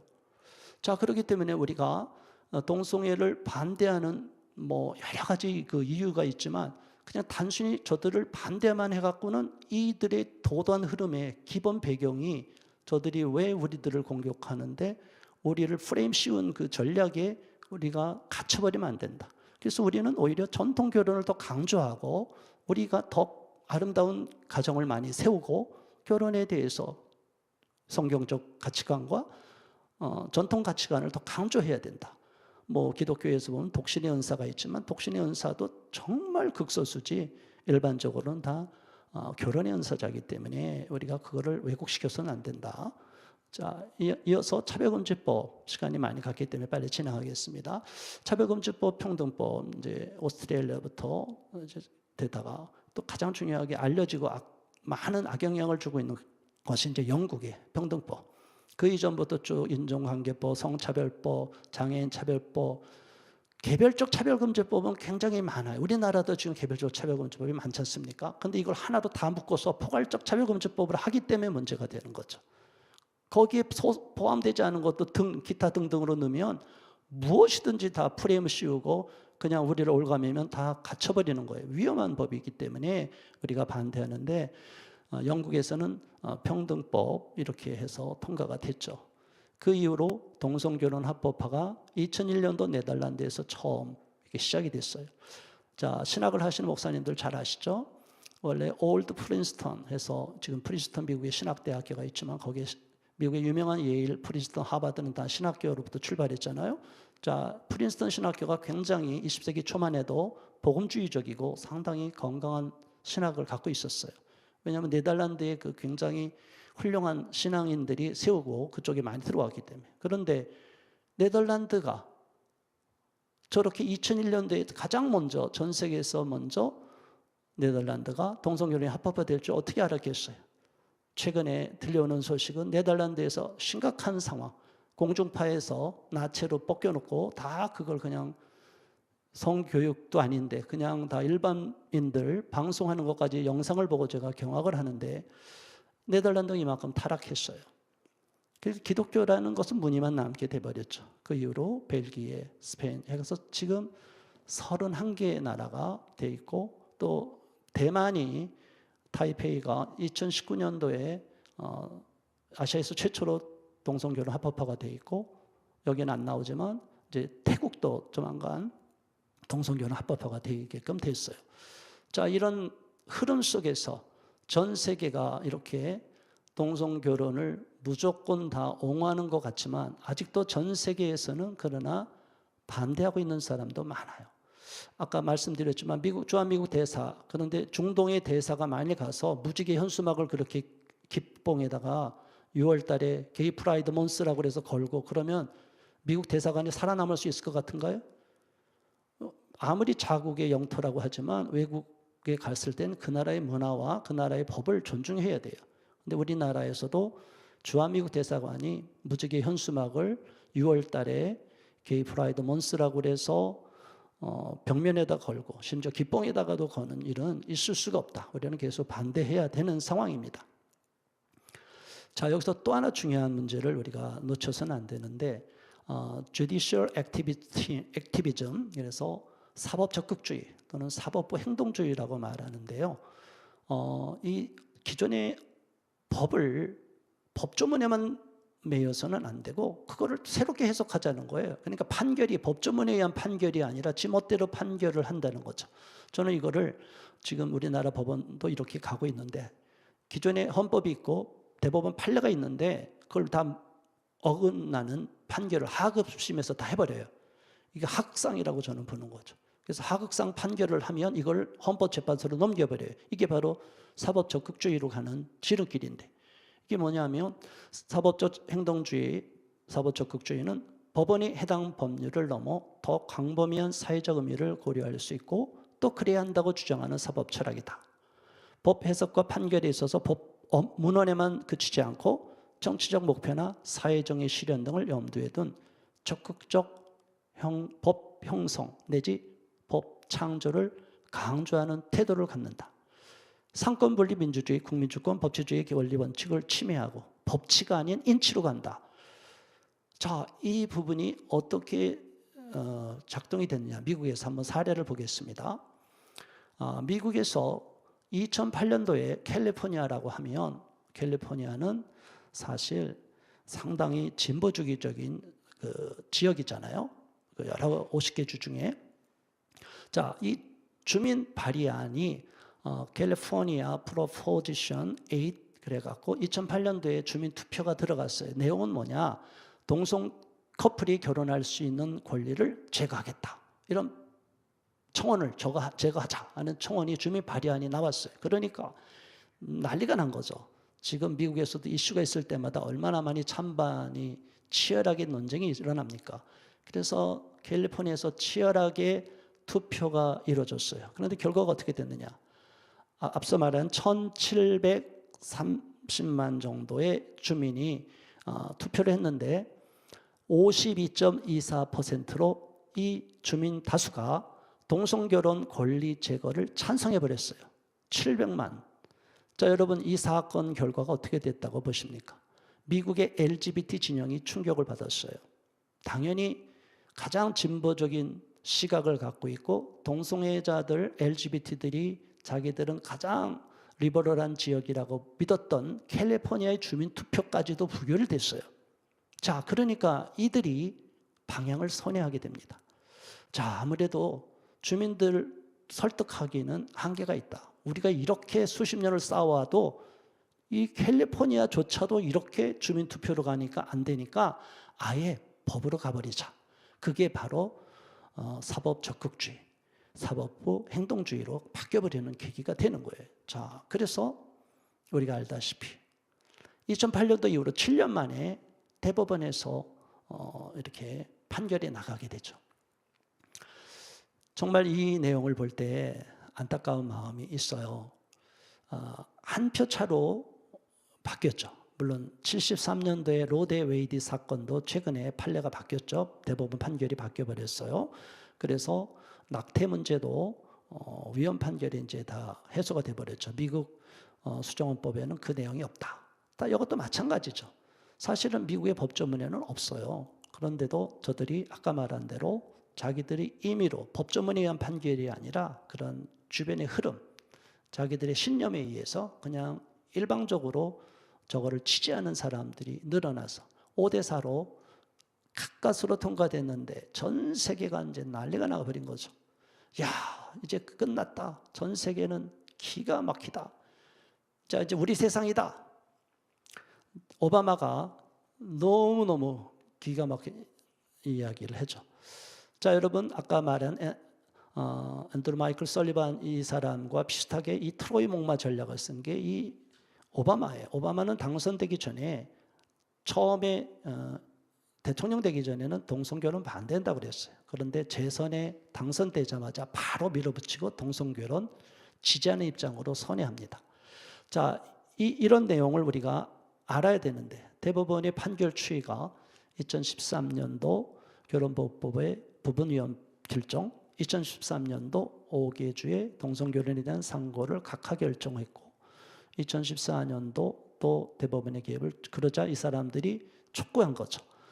그래서 이 동성애를 하는 분들이 계속 항의를 해갖고 동성커플 13명의 청원이 결국에는 대법원에서 저들을 막아서는 안 된다고 이야기한 거죠. 동성결혼을 금지한 이런 4개 주의 그것은 위헌이다. 자, 우리나라도 지금 대법원에서도 심각한 판결이 나오지만 헌법재판소가 가장 위험합니다. 헌법재판소가 저기 아까 말하는 PC 정책이라고 하는 political correctness, 정치적 올바름, 정치적 정도라고 말하는 편향된 인권을 주장하는 사람들을 일방적으로 옹호하는 시각을 갖고 있는 그것을 인권이라고 맹신하는 분들이 지금 우리나라 대법관도 헌법재판소도 상당수가 다수가 그렇게 돼 있어요. 그러니까 헌법재판소로 위헌 판결이 나서 올라가 버리면 지금 있는 헌법을 누더기처럼 만드는 사법 적극주의적인 판결이 나온다는 거예요. 자, 이런 심각한 상황을 우리가 알아서 국민들이 연대해서 이걸 막아내야 된다고 봅니다. 존 로버츠 그러나 대법원장은 이렇게 말했어요. 성적 취향이나 동성결혼의 확장에 대한 손해에 상관없이 미국인이라면 누구라도 오늘의 결정을 기릴 것이다. 그러나 헌법을 기리지는 말아달라. 이 결정은 헌법과는 아무런 상관이 없다. 이렇게 말하는 거죠. 자, 여러분, 그래서 우리가 절대로 저런 선동선전에 넘어가서는 안 되고 여론에서, 언론에서 아무리 주장해도 그런 비시주의 이념에 사로잡힌 언론, 편향된 인권을 주장하는 언론에는 속아 넘어가서는 안 된다. 우리는 보편 인권을 주장해야 된다. 이렇게 생각합니다. 자, 이제 종합적 대응 전략 이렇게 한번 보겠습니다. 종합적 대응 전략과 통합적 사고의 필요성 이렇게 나오는 부분이에요. 자, 부분적으로는 우리가 다 살펴봤을 수 있고 부분적으로는 잘 싸울 수도 있는데 전투는 잘할 수 있는데 이제 전쟁에서 지면 안 된다고 제가 말씀드렸습니다. 저는 정말 기도하면서 또 하나님께서 은혜를 주셔서 또 많은 분들과 연대해서 이런 싸움의 최일선에서 현장을 싸우고 있습니다. 또 현장을 이렇게 오랫동안 싸우다 보면 현장이 어떻게 돌아가고 있는지 그 상황마다 급박하게 상황이 바뀌는 수가 있어요. 그럴 때도 긴급하게 대응할 수 있는 그러한 전략과 지략을 갖게 되었는데 아무튼 기본적으로 우리 마음속에 이러한 내용을 먼저 염두에 둬서 이런 흐름이 유엔을 통해서 오는데 국가인권위원회가 여기에서 앞잡이 여론을 하는데 속아 넘어가서는 안 된다. 그런데 그 흐름을 막아내는 데 있어서 큰 포괄적 차별금지법, 평등법에서는 우리가 기독교 진리, 교회 박해에 대한 저항운동으로 가야 된다. 그렇지 않으면 이것을 막아내기가 어렵다.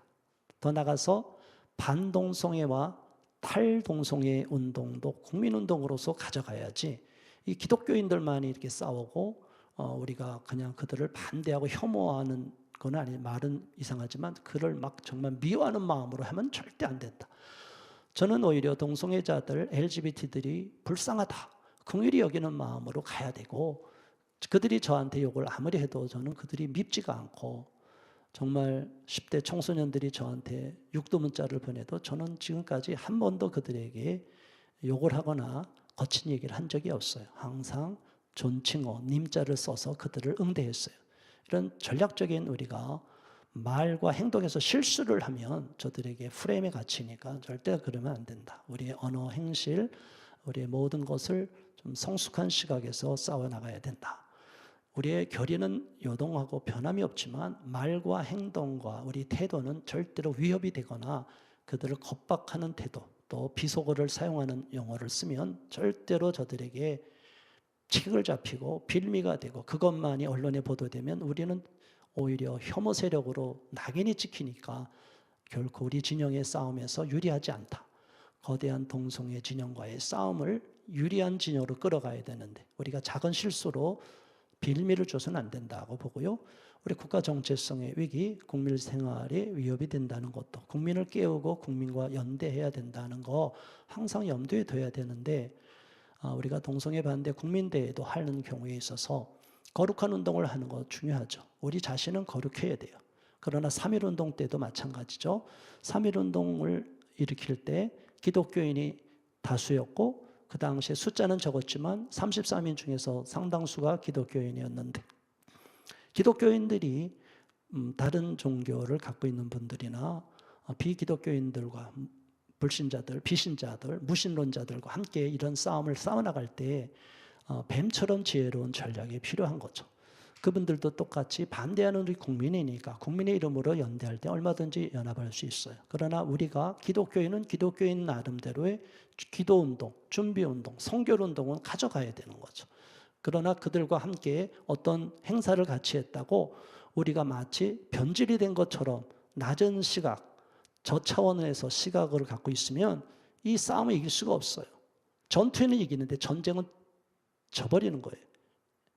우리가 6.25 때도 부산이 완전히 함락되면 끝나는 거 아니었어요? 우리는 반전의 드라마를 펼치는 그런 큰 틀을 갖고 넓은 시각을 가져야 된다. 그래서 제가 앞서 말씀드린 대로 우리는 이 동성애 쓰나미를 막아내기 위해서는 이 운동을 체계 있게 가져가는데 지금 우리가 반동성애 운동 너무 잘하고 있어요. 그러나 반동성애 운동에만 머물러서는 안 돼요. 더 나가서 탈동성애 운동도 더 강화시키고 엑스게이 하도록 저들을 도와야 돼요. 그런데 또 탈동성애 운동하시는 분은 내가 하는 방식만이 다 맞고 탈동성애 운동만이 유일한 거다. 아닙니다. 미국이나 전 세계는 엑소더스, 그 어마어마한 탈동성애 운동 단체도 다 무너졌어요. 역사적인 사실이에요. 진실을 호도하면 안 됩니다. 탈동성애 운동만 갖고 어떻게 동성애 쓰나미를 막습니까?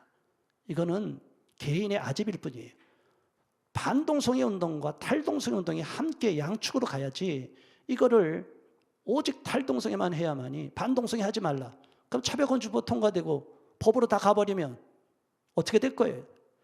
탈동성애 단체들 전환치료라고 해서 다 못하게 법으로 금지당합니다. 이런 안이한 시각을 갖고서는, 좁은 시각을 갖고서는 이 전쟁을 이길 수가 없어요. 그런 분들은 다시 한번 생각해야 되고, 그분들과 우리가 연대하고 싶은데 본인의 방식만을 고집하면 안 된다. 그리고 반동성애 운동도 제가 쭉 이렇게 싸우면서 보니까 저쪽 언론들, 동성애를 지지하는 언론들에서 쭉 보면요, 새로운 뉴 페이스들을 너무 많이 발굴해요. 심지어 대학생들까지도 새로운 얼굴들 막 발굴하고, 새로운 교수, 학자, 뭐 수도 없는 젊은 사람들을 막 발언을 시키고, 퀴어 축제도 현장에 취재하고 자꾸 스타를 만드는 거예요. 새로운 인물을 자꾸 키워야 돼요.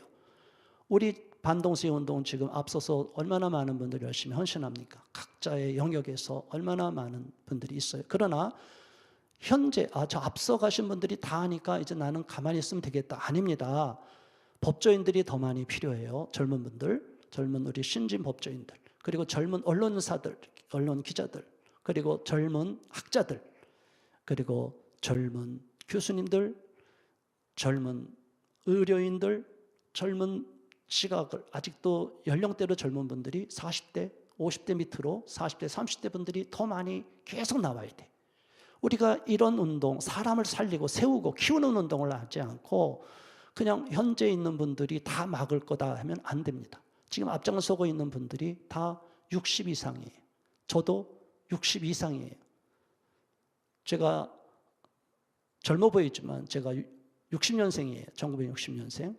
자, 이렇게 열심히 싸워오지만 제가 현장에 나와서 싸우는 것도 저도 어느 정도 한계가 있어요. 그러니까 제 마음에는 많은 새로운 인물들을 키우고 싶은 마음이 있어요. 그래서 현재 함께 앞장서는 많은 리더분들과 함께 우리가 이런 아카데믹한 것도 좋고 현장도 같이 합세해서 우리가 신학을 공부하면 우리 성경신학이 있고 선교신학이 있고 또 이게 실천신학이 있고 여러 가지 있는데 그 실천신학 분야까지 있는 것처럼 지금까지 아카데믹한 것에다가 현장 투쟁, 저쪽의 운동들도 다 운동가들이 앞장서서 모든 학술 대회까지 다 갈아엎었고 뒤집어 엎었기 때문에 저들의 목표가 달성이 된 거예요. 그거를 저들은 자유를 위한 행진이라고 하고 자유를 위한 투쟁이라고 말해요. 그런데 이들을 막는 현장 투쟁가가 없으면 또 안 되기 때문에 현장 투쟁가도 많이 양성을 하고 또 지적으로 준비된 많은 분들을 더 양성을 하고 또 현재 계신 분들이 더 건강하게 끝까지 잘할 수 있도록 우리가 협력해야 됩니다. 우리 교회가 이제는 깨어 일어나야 되지 이건 앞장선 몇 사람만이 하는 운동이다 해버릴 때는 큰일 납니다. 저와 여러분들이 끝까지 이런 운동에 합세해 주시기를 부탁드리고요. 이런 오늘날 보면 교회 내에서 제가 반대 운동을 하는데도 많은 분들이 이러한 저를 공격하는 분들의 상당수가 기독교인이라는 것에 대해서 마음을 아파합니다.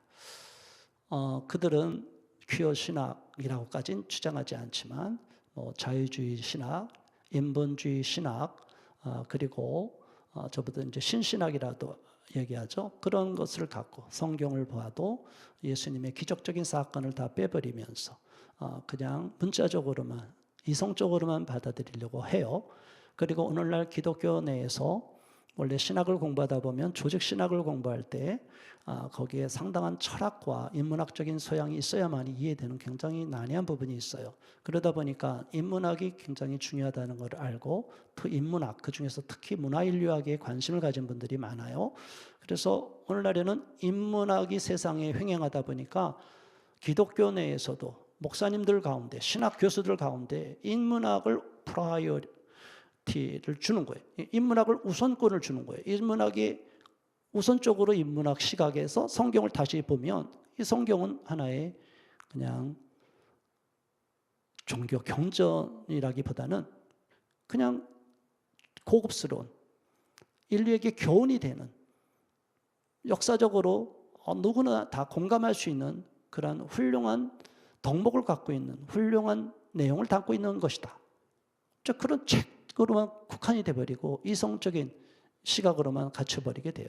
자, 우리는 성경은 하나님의 영감으로 지어진 책이라는 것을 믿고 또 하나님이 개입하셔서 성경 기자를 통해서 이 성경이 쓰여졌다는 것을 믿고 절대적으로 천국 지옥과 예수 그리스도만의 유일한 구원성을 믿고 그리고 성경에서 그 많은 동성애를 비롯한 성적 일탈 행위를 비롯한 수많은 죄는 구원받는 자로서 빛의 자녀로서 있을 수 없다. 이렇게 우리는 강하게 선포하고 나가는데 이거를 정면으로 거역하면서 동성애 퀴어 축제 현장에 가서 축복식을 하질 않나, 세례를 주질 않나, 이게 말이 되냐 이거죠. 이거를 정당하게 보고 그런 사람들을 이단으로도 규정하지도 않겠다고, 우리 교단의 목회자니까 다 인정한다, 이런 퀴어 신학까지 넘어간 현실을 볼 때 개탄을 금할 수가 없습니다. 그러나 이것은 한국 교회뿐이 아니라 미국 교회도 갈라지는 계기가 되고 점점 세력을 약화시키는 그런 역할을 하기 때문에 절대로 우리는 거기에 넘어가서는 안 되겠습니다. 저는 오늘 이렇게 강의를 통해서 다음 시간에는 더 디테일하게 구체적으로 어떻게 전략으로 싸울 것이고 미국 교회가 왜 무너졌는지, 미국 교회 동성결혼이 합법화되는 판결 나오기 전에 미국 교회가 각 교단마다 얼마만큼 동성애를 옹호하고 우호하는 시각을 갖게 되었는지, 지금 우리나라 한국교회도 가장 보수적인 교단이라고 하는 그런 교단조차도 그 속에 속한 목사님들조차도 동성결혼에 대해서, 동성애에 대해서 인권의 문제라는 잘못된 수준 미달의 시각을 갖고 있는 걸 보면 개탄을 금할 수가 없어요. 공부를 안 했기 때문이에요. 무식하면 용감한 거예요. 알면 정확하게 알아야 돼요. 인권의 개념 기본 베이스도 모르면서 인권을 이야기하는 언론의 기사에 현혹당할 정도의 수준에서 함부로 인권을 얘기하면 안 돼요. 성경의 내용도 정확하게 모르고 세상의 이론도 얼치기로 알면 어떻게 하겠다는 거예요. 그러면서도 강단에서 인권의 문제니까 저들을 혐오하고 처벌하면 안 된다는 말을 할 수 있어요? 누가 혐오하고 처벌해요? 우리는 그들을 불쌍히 여기는 거고 예수 그리스도의 복음을 전하고자 하는 거고 정상에서 벗어난 그들이 정상으로 돌아오고 창조 질서에 위배되는 그들이 동성애 행위, LGBT들은 정상으로 돌아오라고 말하고 반대하고 그들을 자기들이 권리만을 주장하는 건 상관이 없는데 이것을 법제화시키고 동성혼을 제도화시키고 이걸 동성교로 합법화시켜달라고 하기 때문에 우리가 여기는 우리에게 직접적인 피해가 오기 때문에 반대하는 거예요. 만약 그 법이 통과되면 누가 마음 놓고 복음을 전할 수 있고 누가 마음 놓고 성경의 말씀 그대로 설교할 수 있겠어요. 이러한 심각한 문제가 있는데도 이러한 것을 간과하고 있는 많은 목사님들이 계시고 신학자가 있어요. 저희는 그들이 양심에 화인 맞았다고 보고 하나님 앞에 나중에 심판대 앞에 설 때 부끄러움을 당하게 된다고 봅니다. 절대로 거기에 넘어가서는 안 되라고 봅니다. 마지막으로 저는 하나님의 전신갑주를 입고 에베소서 6장에 있는 것처럼 구원의 투구와 의의 흉배와 진리의 허리띠를 띠고 평안의 복음의 신발을 신고 믿음의 방패를 갖고 성령의 검으로 싸워 이기는 영적인 전쟁의 제일선에서 이것은 거룩한 전쟁이고 문화 전쟁이라는 인식을 갖게 되고 또 한편으론 이 전쟁은 우리가 영적으로 먼저 무장되지 않고서는 안 된다는 것을 염두에 두시고 더 많은 기도와 더 많은 준비를 하고 또 그렇다고 꼭 지식이 많아서 이 운동에 나서는 것이 아니라 누구든지 마음에 감동이 되면 하나님 제가 여기 있습니다. 저를 써주십시오 라고 자원하는 분들은 누구나 이 일을 할 수가 있기 때문에 부족한 제가 지난 2014년 이후로 충격을 받고 이 일에 나선 것처럼 이 방송을 듣고 나름대로 감동이 오신 분들은 누구든지 이제는 이 현장에 나오시고 또 이 사역 각 파트 영역에 동참하셔서 여러분 모두가 한국교회를 살리고 하나님 나라를 전파하고 지키고 또 끝까지 대한민국이 선교적 사명을 잘 감당할 수 있는 일을 계속 할 수 있도록 우리가 한국교회를 지켜내는 일, 그리고 대한민국을 전체주의 국가로 만드는 것을 막아내는 일에 여러분 모두가 합세해 주시고 동참해 주시기를 부탁드리고 지금도 현장에서 열심히 싸우고 계시는 많은 분들을 축복합니다. 기도하겠습니다. 하나님 아버지 감사합니다. 부족한 종을 세우셔서 오늘도 제가 지금까지 겪었던 현장과 또 나름대로 하나님이 깨우쳐 주셔서 넓은 시각에서 전략적인 사고 또 전략적인 정리된 내용의 일부를 보여줬습니다. 하나님 이 내용을 통해서 우리에게 감동을 주셨다면 그 감동이 그냥 마음으로만 머물지 않고 행함으로 나타나기를 원합니다. 하나님께서 특별한 은혜를 주셔서 이 내용을 처음 접하신 분이든 또 이미 어느 정도 알고 계신 분이든 또 이 부분에 대해서 나도 필요하고 나도 이 일에 동참하겠다는 마음을 주시기를 원합니다. 이 차별금지법 바로알기 아카데미 차바를 기억하시고 축복하시고 대표로 섬기시는 우리 조영길 변호사님 축복하시고 또 함께 일하시는 스태프분들 축복하시며 지금까지 이 강의에 헌신하셨던 많은 강연자들 다 기억하시고 이 운동에 함께 연대하여 싸우는 모든 리더분들을 기억하시고 축복하여 주시옵소서. 예수님 이름으로 감사하며 축복 기도하옵나이다. 아멘. 감사합니다.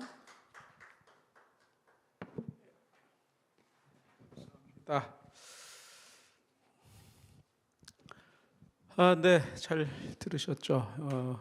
차별금지법과 관련해서 이제까지 역사적 배경 이런 걸 거시적 관점에서 종합적으로 이해하는데 도움이 많이 되셨을 걸로 압니다. 굉장히 분명하고 현장 경험이 많으셔갖고 굉장히 분명하고 확신적인 어조로 말씀을 해주셔서 듣는 분들 더욱 힘이 나셨을 것 같습니다. 조금 간추려 드리면은 이 도표로 이렇게 그려주는데 이 유엔을 중심으로 해서 이 대한민국을 위협하는 적들을 이렇게 그려주셨죠. 여성가족부를 비롯해서 국가인권위원회, 법무부 이런 대한민국의 주요 부처들을 쭉 그림으로 보여주셨는데, 이런 세력들이 차별금지법을 옹호하고 통과시키려고 하는 그런 사상적 흐름에 강하게 잡혀 있는 거여서 참 만만치 않은 싸움이 되고 있지만 다시 한번 어떤 섬뜩한 느낌마저 있었습니다. 우리 대한민국이 이런 정도가 돼 있구나. 그런데 중요한 건 유엔에서 아무리 유엔을 바이블처럼 언급하면서 인권 하지만 이 인권은 보편적 인권은 아니라는 거죠. 편향적 인권이고 당파적 인권이라는 중요한 말씀을 저희들에게 또 상기시켜 주셨고, 또 평등법, 차별금지법 이제 4개 법안 발의자들 명단도 또 도표로 그려주셨는데, 특히 4개 법에 다 서명하신 분들 37명의 명단이 있습니다. 이 명단 한번 여러분들이 꼭 기억해 주시면 좋을 것 같습니다. 그래서 해당 지역구 되는 의원분들한테는 이제 문자도 보내고 이렇게 조금 호소도 해주시고 때로는 또 압박이라면 압박을 또 해주시면 좋을 것 같습니다. 이 언론이 얼마나 기울어진 운동장인가 이런 거 참 말씀 여러분들 너무 잘 아시죠? 이게 차별금지법 제가 모두에서 좀 말씀드렸지만 차별금지법 하면은 인권적 측면만 자꾸 강조해서 보도하고 있고 특별히 이제 공영방송들이 요즘 더 그런 경향이 있죠. 야권에서 야당의 주요 당직자가 차별금지법 반드시 통과시키겠다 이런 결의에 찬 어조로 말을 하면은 뒤이어서 공영방송에서 비슷한 어조로 이렇게 프로그램 편성하든가 보도가 나온다든가 이런 거 보면은 이게 언론이 과연 정도를 가고 있는 건가 심각한 의문이 들 정도로 우리 언론 기울어져 있습니다. 차별금지법에. 그리고 LGBT 세력화 흐름 개요를 쭉 그려주셨습니다. 정말 이런 그림도 우리가 차별금지법 관련해서 무수히 많은 강연 다 들지만 그렇게 일목요연하게 또 정리를 해주시니까 다시 한번 저희들의 이해의 지평이 더 넓어지는 것 같았습니다. 그리고 이제 이 영국 같은데 이제 과연 동성애는 교수형을 시킬 만큼 이렇게 엄히 처벌을 해서 그러한 엄한 처벌, 동성애 처벌을 그렇게 가혹하게 처벌한 이런 것들이 어떤 반작용을 일으켜서 오히려 어떤 동성애 세력이 하나의 형성되는 계기가 되면서 이런 시대로 가는 이런 문제도 좀 언급을 해주셨고 그래서 너무 사실 동성애자라고 미워해서는 안 되는 거 아닙니까? 우리 목사님 말씀을 해주셨지만은 사랑의 마음으로 품는 거지 긍휼히 여기는 마음으로 동성애는 결코 선천적인 게 아니기 때문에 고칠 수 있는 거기 때문에 동성애로 인해서 결국 에이즈에 걸려서 평균 수명보다 20-30년 일찍 가는 이런 불행을 막기 위해서 다시 탈동성애해서 행복한 삶을 되찾아주기 위해서 하는 것이 오히려 인권이다 이런 게 아니겠습니까? 그래서 오히려 그렇게 가혹한 처벌은 도움이 되지 않는다 이런 말씀을 좀 주셨습니다. 또 68운동도 언급을 해주셨죠. 68운동이라는 건 사실 서구의 기본 질서, 이제까지의 그 전통적인 질서, 이런 가치 규범 체계를 송두리째 흔드는 그런 문화 막시즘의 사상적 배경을 갖고 있고, 금지된 것은 다 금지하자, 기존의 체제 다 허물자, 이런 움직임인데 그 움직임이 서구 사회 미국을 크게 충격을 주고 그 이후로 지금까지 이 흐름이 어떤 작용화된 흐름이 미국의 대학을 비롯해서 문화예술, 미디어, 언론 전체적인 좌파적 경향이 뚜렷해지고 이런 배경에서 결국 동성애자들이 뭉쳐서 이제 1969년 스톤월 폭동을 일으킨 것도 결국은 앞에서 가혹한 처벌 언급을 했지만 이때도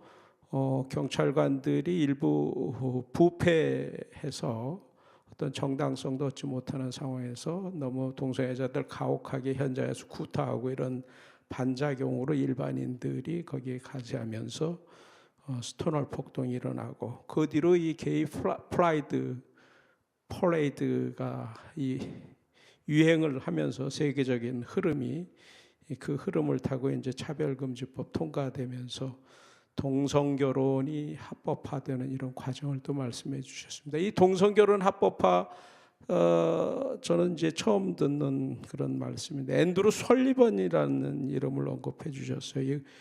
공화당원이고 이 사람 자체가 동성애자라는 거죠. 그런데 보수주의자인데 동성애자인데 이 사람이 이 결혼권, 동성애자들도 결혼권이 있다 이렇게 해서 일종의 이제 우리 목사님은 트로이의 목마로 이렇게 표현을 해주셨네요. 이런 것이 전략적 승리의 하나의 계기가 되지 않았나. 그래서 31개 나라가 현재까지 동성결혼 합법화된 이런 추세가 있고 이 동성결혼 합법화되는데 오바마 대통령이 당시 대통령이 합법화되니까 미국인의 승리다 이런 언급을 했다고 하는데 참 정말 이런 상황이 우리나라에서는 절대 있어서는 안 되겠죠. 예. 그리고 하극상 판결 말씀도 해주셨어요. 이 사법적 적극주의, 사법적 행동주의랄까 이런 어떤 정치적 이념이나 사상, 목표 이런 걸 법을 통해서 법을 적극적으로 해석함으로써 실현하는 거죠. 어떤 사회적 어떤 목표 이런 것들을 실현하는 거.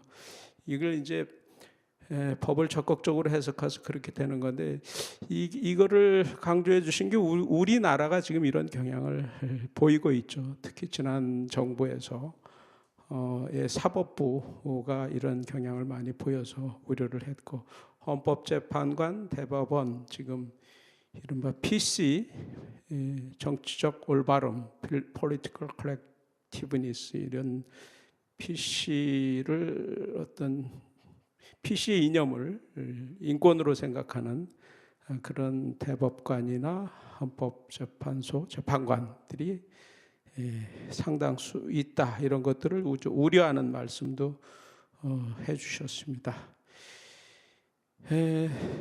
교회 그리고 이제 전체적인 맥락을 이 교회 박해 이 운동의 흐름은 전체적인 흐름은 교회 박해 저항 운동에서 탈동성애 국민운동으로 가야 된다. 또 국민생활 위협 반대 운동, 또 이 탈동성애도 중요하다. 반동성애도 중요하고 결혼과 출산 장려 운동, 한국교회 갱신 정화 운동 이런 것들이 다 유기적으로 연결해서 동시에 해나가는 것이 중요하다. 이렇게 전체적으로 큰 흐름을 정리해 주셔서 저희들이 이해가 쉽지 않았나 싶습니다. 그리고 마지막엔 정말 젊은이들이 깨어나야 되고 젊은 사명가들, 또 각계의 전문가들, 또 새로운 얼굴들이 이 차바를 듣고 오늘 목사님 말씀 듣고 또 차바 강연 계속 들어오신 분들이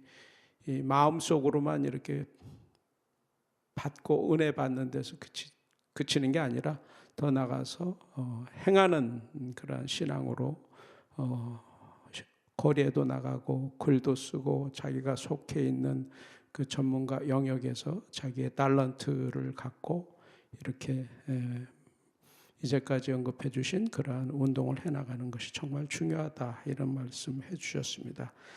우리 목사님 다음 주에 한 번 더 나오시니까 다음 주 강연 또 기대해 주시기 바랍니다. 이 정도로 정리하고 간추린 뉴스 이번 주 교계의 주요 뉴스들 한번 간추려 드리도록 하겠습니다. 최근에 아주 이게 잔잔한 파문이랄까 이런 걸 일으키는 뉴스인데 15년 이상 동성애자였다가 벗어난 박진권 아이미니스트리 대표가 공개적인 장소에서 자신의 과거 고백하고 탈동성애를 간절히 호소를 했습니다. 이 박 대표가 지난 13일 국회 도서관에서 열린 동성 성행위에 대한 의과학적 고찰과 재원 앞에서 제가 언급해드린 그 세미나입니다. 그 포럼에 참석을 해서 한때 동성애로 인해서 에이즈까지 감염됐지만 치료받았고 결혼해서 두 아이의 아빠로 행복하게 살고 새 삶을 산다 이렇게 밝히고 이 동성애자들을 사랑하고 그들을 위해 울 수 있는 사람이기 때문에 이 공개적인 자리에 나섰다 이렇게 말을 했습니다. 그러면서 이 동성애는 너무 위험한 것이고 이 학습되는 것이다 이렇게 말했어요. 그래서 스스로 거절할 수 있는 것인데 요즘은 인권의 흐름을 업고서 아름다운 것이라고 이야기하기 때문에 더 많은 동성애 피해자가 생긴다 이렇게 말을 했습니다. 일종의 인권의 흐름을 얻고 아름다운 것이라고 이렇게 가스라이팅 당한다는 그런 언급이죠. 이 박 대표는 동성애자들이 인권을 외치며 정체성을 자랑할 것 같지만 사실은 그렇지 않다 하며 동성애를 막도록 하는 것이 그들을 위한 것이라고 이렇게 강조하고 인권을 위한 것이다 이렇게 강조를 했습니다. 다음 기사요. 네, 얼마 전에 이제 나왔던 기사들 다시 한번 세미나에서 정리된 건데 에이즈에 이은 동성애 질병인 원숭이 두창 98%가 동성애자나 양성애자, 남성에 의한 것이라는 거죠. 지난 13일 연대의대 김준명 명예교수가 국회 도서관에서 열린 포럼에서 유럽의 보고 내용을 인용해서 이같이 밝히면서 특히 감염자 중 41%는 후천성 면역 결핍증에도 동시 감염된 것으로 나타났다 이렇게 말을 했습니다. 김 교수는 또 현재 우리나라 남성 0.7%가 동성애자로 추정되는 가운데 급속도로 이 동성애가 퍼지고 있다며 차별금지법이 만일 통과되면 가장 먼저 동성애가 인정되고 동성결혼이 합법화되고 동성애 관련 교육이 이루어지고 사회적으로 모든 성적인 관계가 허용이 되면서 일부 다처, 일처 다부, 집단혼, 근친혼 등 생각지도 못한 일들이 나타나게 될 것이다 이렇게 강하게 경고를 했습니다. 다음이요. 어제 오전 11시 지금 화면에 보이는 게 서울시 교육청 정문 앞에서 자유민주교육국민연합 외 25개 단체 주최로 서울시 교육청의 성평등 주관 행사 즉각 처리를 요구하는 기자회견 장면입니다. 이 참석자들은 서울시 교육청에서 시행하는 성평등 교육은 헌법 제36조 제1항의 양성평등을 심각하게 위반하고 있다 이렇게 지적을 했고, 특히 조희연 교육감이 학부모들 의견을 무시하고 교사와 학교를 상대로 원래 시행하던 양성평등 주간 행사를 성평등 주간 행사로 용어를 바꿔서 반헌법적이고 비도덕적인 교육을 시도하며 본격적 성정치, 성해체 교육을 실시하고 있다 이렇게 비판을 했습니다. 간추린 뉴스 여기까지입니다. 네, 오늘 말씀 주신 주여섭 목사님 말씀드린 대로 다음 주에도 한 번 더 나와 주셔서 차별금지법 동성혼 제도화 막는 효과적 시민운동 전략이라는 제목으로 다시 한번 귀한 말씀 전해 주시겠습니다.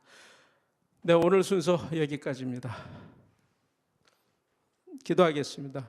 하나님 감사합니다. 오늘도 우리 귀한 목사님 보내주셔서 이 차별금지법을 이겨내는 데 꼭 필요한 말씀과 지식으로 저희들 무장하게 하심 감사합니다.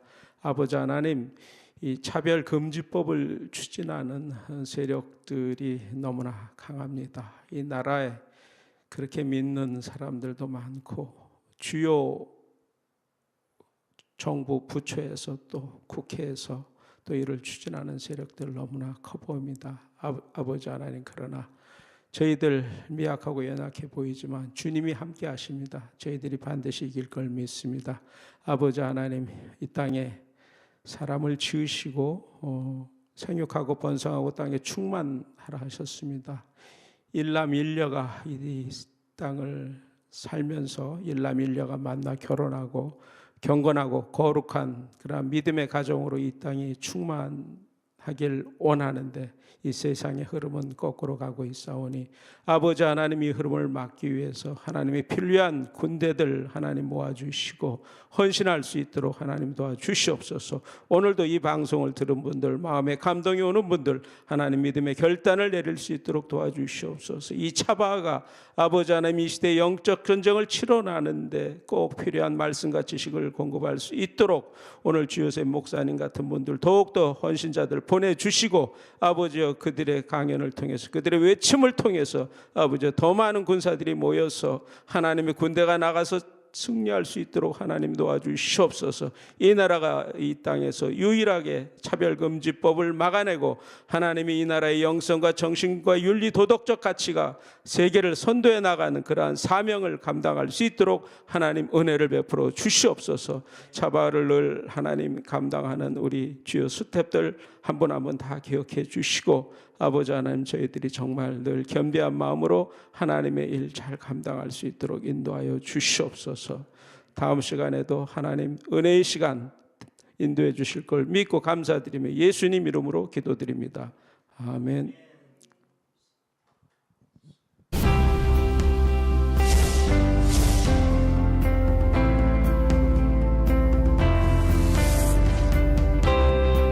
채널 공유운동, 유튜브 채널 공유운동에 대해서 말씀을 드리겠습니다. 차바 채널과 여러분들의 교회의 유튜브 채널이 공유된다는 게 무슨 뜻인가 하면, 차바에서 매주 금요일마다 차별금지법에 관련된 좋은 영상을 실시간으로 송출하게 됩니다. 차바와와 공유된 여러분들의 교회 유튜브 방송에도 저희들이 영상이 실시간으로 송출되게 됩니다. 처음에 시작할 때 50개, 100개, 200개, 240개까지 증가했습니다.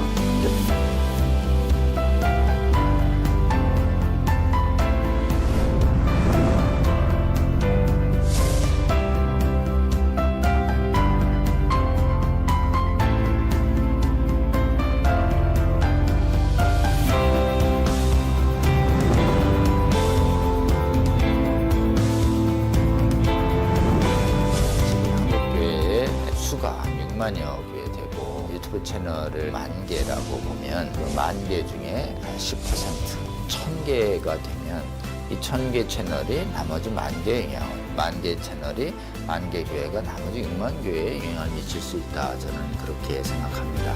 이 차별금지법 제정 시도가 2007년부터 시작이 됐는데 한 번 차단이 되는 것으로 끝나는 것이 아니고 한 번 차단이 되면 또 제기되고 또 제기돼서 지금 15년 이상 차별금지법 제정 시도뿐만 아니라 인권 조례를 통해서 사실상의 차별금지법이 하위 법령이 만들어지고 있고 또 초중고등학교에서 젠더 및 동성애 성교육이 지금 강하게 일어나고 있고 이 운동이 지속적인 반대 운동이 필요하고 또 계몽 운동이 필요합니다. 여러분 섬기시는 교회 담임 목사님 은혜로운 설교를 들으셨다면 적어도 주 1회는 지금 전 세계에 가장 위협이 되고 있는 동성애 성혁명 주장들 그리고 우리 미래 세대를 음란으로 미혹시키고 거짓으로 미혹시키고 있는 이 성혁명 사상들 차별금지법 이 문제가 우리나라에서 반드시 막아내고 복음적 성인례를 반드시 지켜내는 이런 사역에 우리가 실패해서는 안 되겠습니다. 차바 강의 중에서는요, 쉬운 강의도 있고요, 또 어려운 강의도 있습니다. 쉬운 강의는 한 번 듣고 이해가 되지만요, 어려운 강의는 또 여러 번 들으실 수가 있어야지 되는데요. 이게 교회 채널을 통해서 모든 성도들에게 공급이 된다면 정말 좋겠죠. 그 운동을 우리가 하고 있는 것입니다. 차바 채널 이 공유 운동 저는 우리 주님께서 저희에게 알려주신 방법이라고 생각합니다. 차별금지법을 제정을 성공적으로 막아내고 음란을 정당화하고 음란을 강요하는 각종 악법들을 막아내서 대한민국 교회와 대한민국을 지키는데 아주 귀하게 사용하실 거라고 생각합니다. 여러분, 이 거룩한 도로 개설 운동 그리고 거룩한 성령의 검 배포 운동에 기도하시면서 지속적으로 함께 해주시기를 여러분 주위에 권면해 주십시오. 여러분의 작은 동참이 한국교회와 세계교회를 새롭게 하고 주님 다시 오실 때까지 이 악하고 음란한 세대를 선하고 거룩하게 만드는 데 귀하게 사용하실 거라고 그렇게 믿습니다.